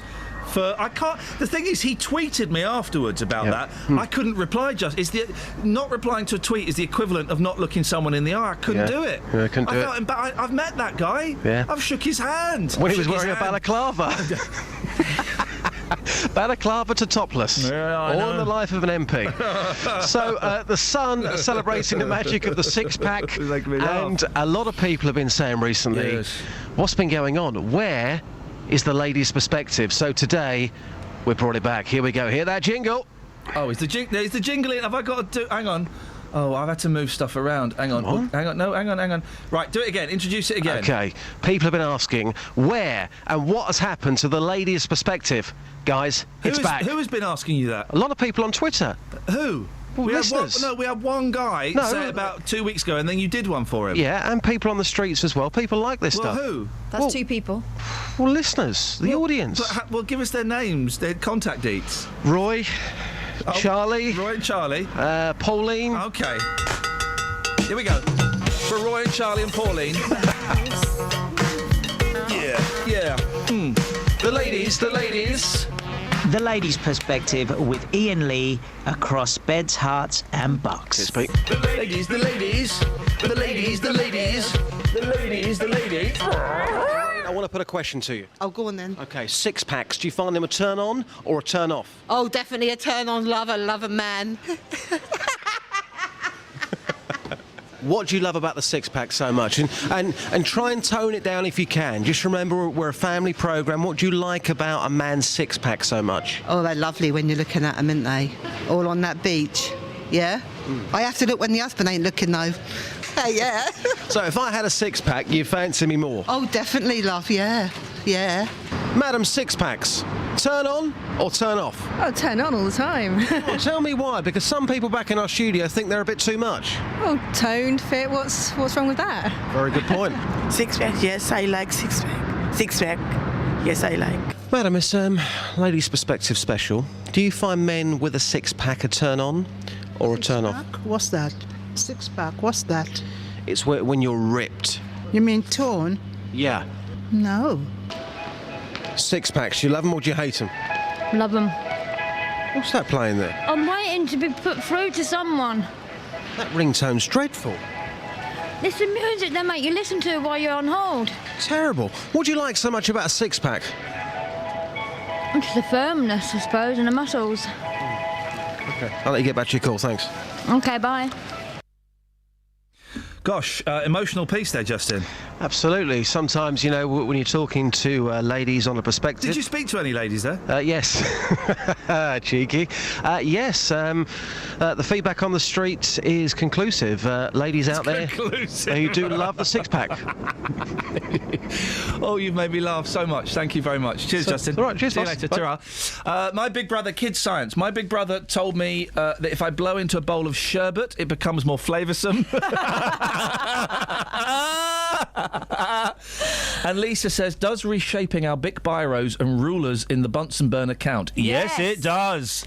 Do they still let kids have Bunsen burners? Because let's be honest, to give a load of stroppy 13, 14, 15-year-olds access to fire, that's nuts, isn't it? And I'm surprised there weren't more incidents and accidents. We were evacuated from the lab once because my mate Katie set fire to the wall. Teachers like covering walls in paper and then putting posters on top. Yeah, don't do that next to a gas tap. It was gas taps. Surely, and I'm not in any way suggesting that they do this, but why did none of the nutty kids, and we all know who they were, and we know why they were nutty now, looking back in retrospect, so God bless them all, but surely the nutty kids would have left the gas on one night. Did that never happen? And I'm not, if any, kids that have been radicalised are listening, I'm not suggesting you do that, but you just kind of... I think maybe the lab assistant's job at the end of each session would be to go and check the gas taps, no? I just think it's nuts that they let kids have access to gas and fire. 08459 455 555 is the phone number. Travel news for beds, cards and bugs. BBC Three Counties Radio. The M40 southbound slow from junction 5 for Stoke and Church to 4 for the High Wycombe Handy Cross roundabouts, and also anti-clockwise on the M25. It's heavy between junction 19 for Watford and 16 for the M40. On the A1M southbound, that's looking very slow on the speed sensors from junction 8 for Stevenage North to junction 7 for the A602, and then Tamsford on the A1 Great North Road, that's slow around the Black Cat roundabout looking at the speed sensors. Samantha Bruff, BBC Three Counties Radio.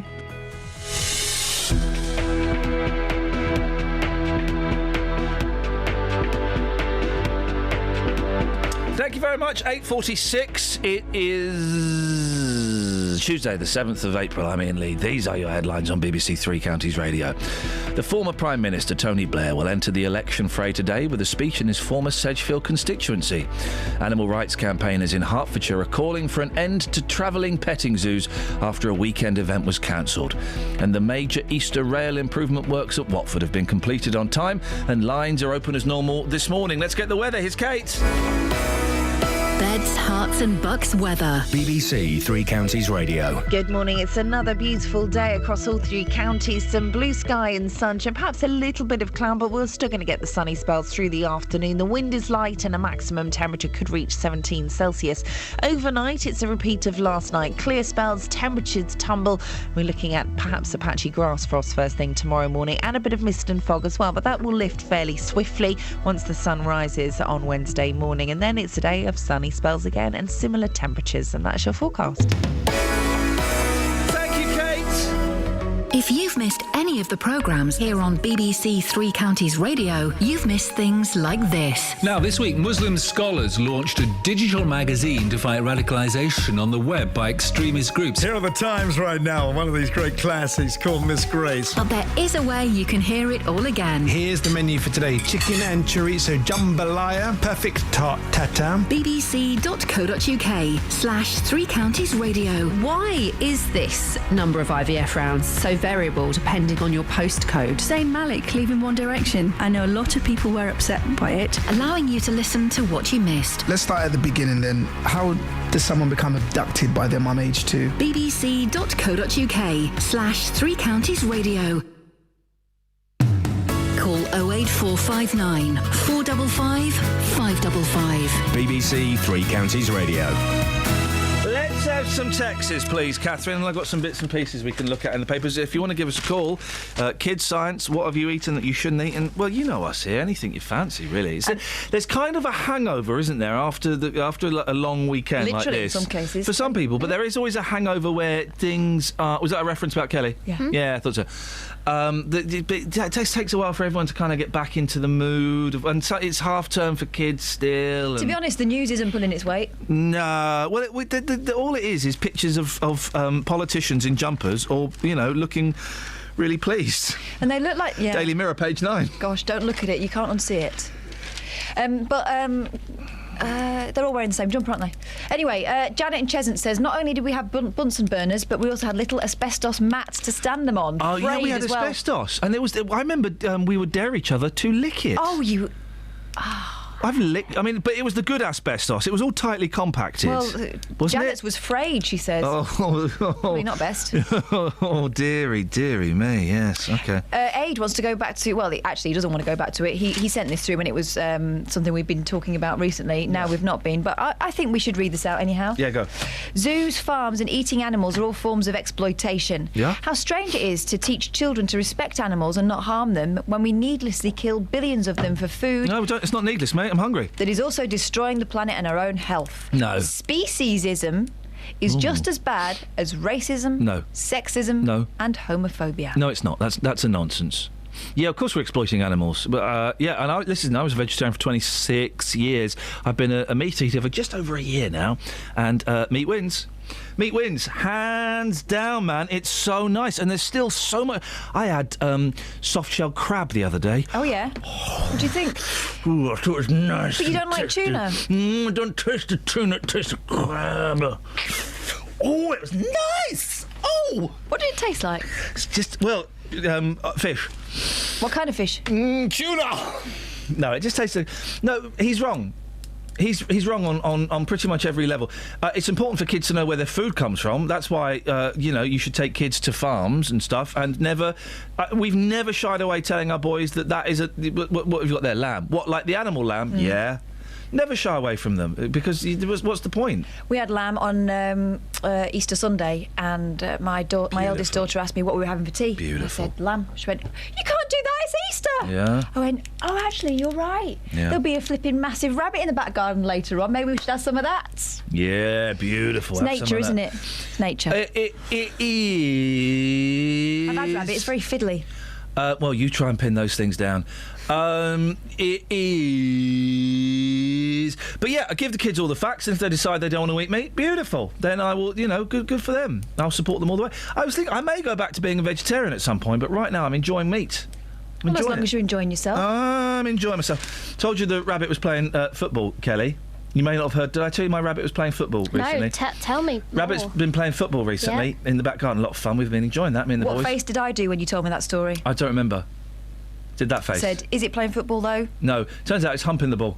because I was watching it. I thought, this is so sweet. I'm going to connect with nature by watching it kick a horrible Thomas the Tank Engine football around. And then once it managed to pin it against the wall, it got on top of it and was. You didn't tell me it was a Thomas one. Yeah. Thomas the face. Yeah, the face was cheeky.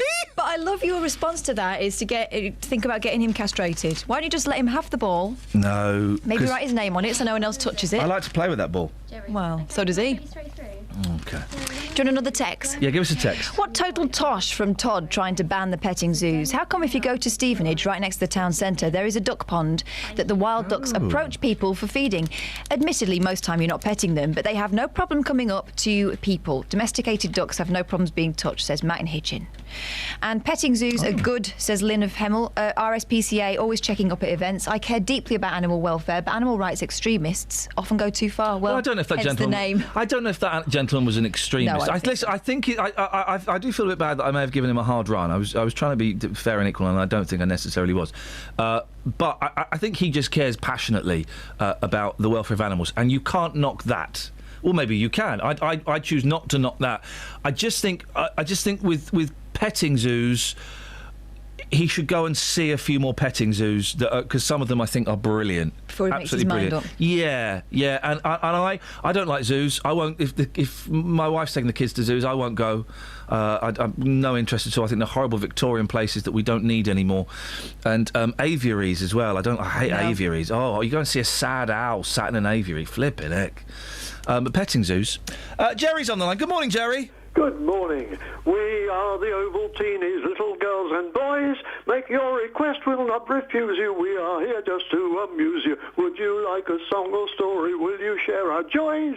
At games and sports we're more than keen, and happier children could be seen. Because we all drink Ovaltine, we're happy girls and boys. And that was 1935-ish. And were you one of the originals? Oh, yes. Were you? I had my Ovaltini's badge, my Mickey Mouse Club badge. So what did you get for being an Ovaltini?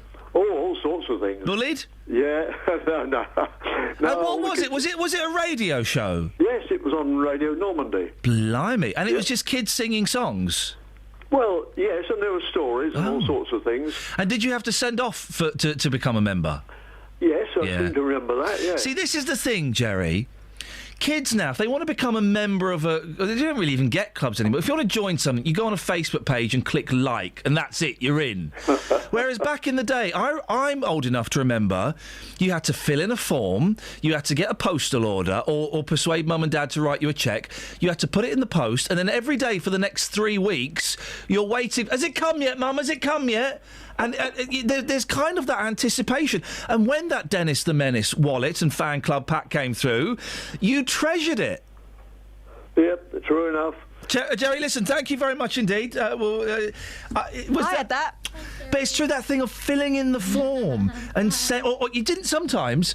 You would sellotape pound notes to it, or later on, later on you'd sellotape £2 coins and a 20p piece or something to the form, and then every day for the next 3 weeks.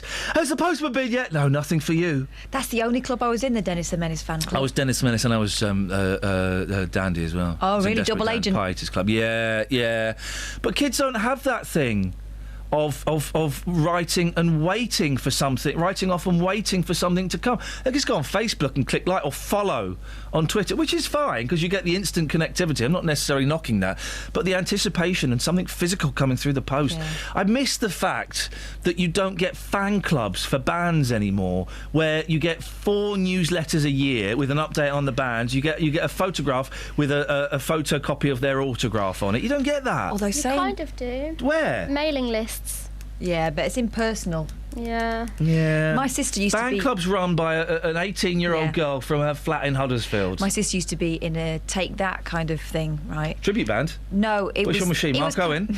It was kind of a fan club. It's quite girly. It was kind of a fan club, but it was... And she was about 14. Yeah. But it sort of was a chain letter as well, and you'd have to send your address, and it was really odd, right? It led to some very, very strange phone calls. Really? Yeah. One girl who was... well, clearly not right. Hey. And wasn't allowed out of wherever she was in. But, she could write to people and phone them up. So she had some kind of freedom then? Well, in her mind. Hertfordshire animal. What are they called? Animal results. Animal reflex. What does the R stand for? Pardon? R. What does the R stand for? What does the R stand for? Right. What does the R stand for? Rights. Thank you. They've tweeted me. Thanks for having us on this morning. Yeah, Hertfordshire Animal Rights. That's what the R stands for. So they're called HA. Ha ha. It's no laughing matter. Animal rights. Very serious. Oh yeah. By the way, the thing that gave you stripy teeth. Penicillin. Tetracycline. Oh, yeah. What was that in, though? Penicillin? Don't know. This is from a dental nurse in Hertfordshire. Morning, dental nurse from Hertfordshire. Also, if there's anything acidic in the diet, this can include things like fruit. Bit trouble with your words today, isn't there? Fruit juice. It's my teeth. I've got very big teeth. Acidic Detritus. Great prog rock group from the 70s. I've got their first 2 albums on vinyl. Anyway, it's very interesting. Before they became big. We've not got time, so... We've got time. We've got a minute. Tetracycline staining. Also, if there's anything acidic in the diet, this can include things like fruit juices, fizzy drinks, and even if sugar-free, amongst many other things, etc., etc., being consumed at short intervals. This will also compromise the enamel and create an environment for decay, just as sugar will in the mouth. If the teeth are constantly brushed following snacks and drinks when the enamel is softest due to the acidic environment, this will also wear away at the enamel faster, leaving the teeth to decay more easily. Just saying, dental nurse in Hertfordshire.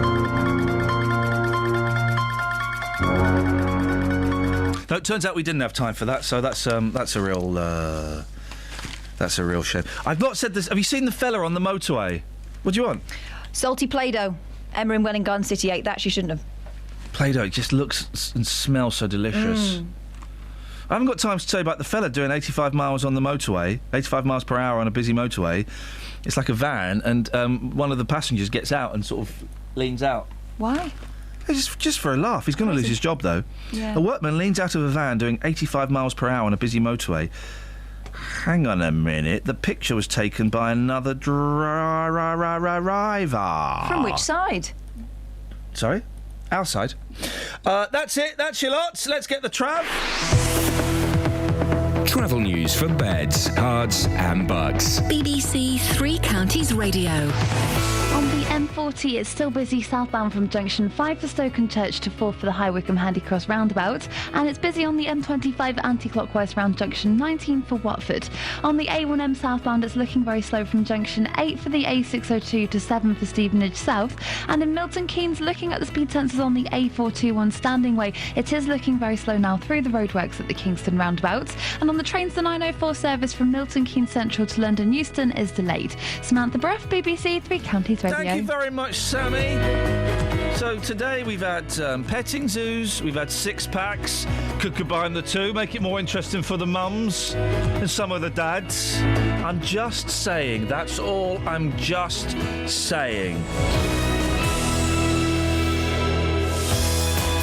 There was a podcast last week. If you missed it, then, well, go and download it. Thank you, Justin. Thank you, Kelly. Thank you, Catherine.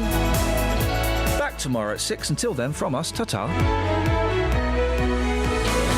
Local and vocal across beds, hearts and bucks. This is BBC Three Counties Radio. Thank you, Ian. Good morning. Welcome to the JVS show. I'm Jonathan Vernon-Smith. It's Tuesday, it's 9 o'clock, and on today's Big Phone-In, do you think it's acceptable to take children out of school to go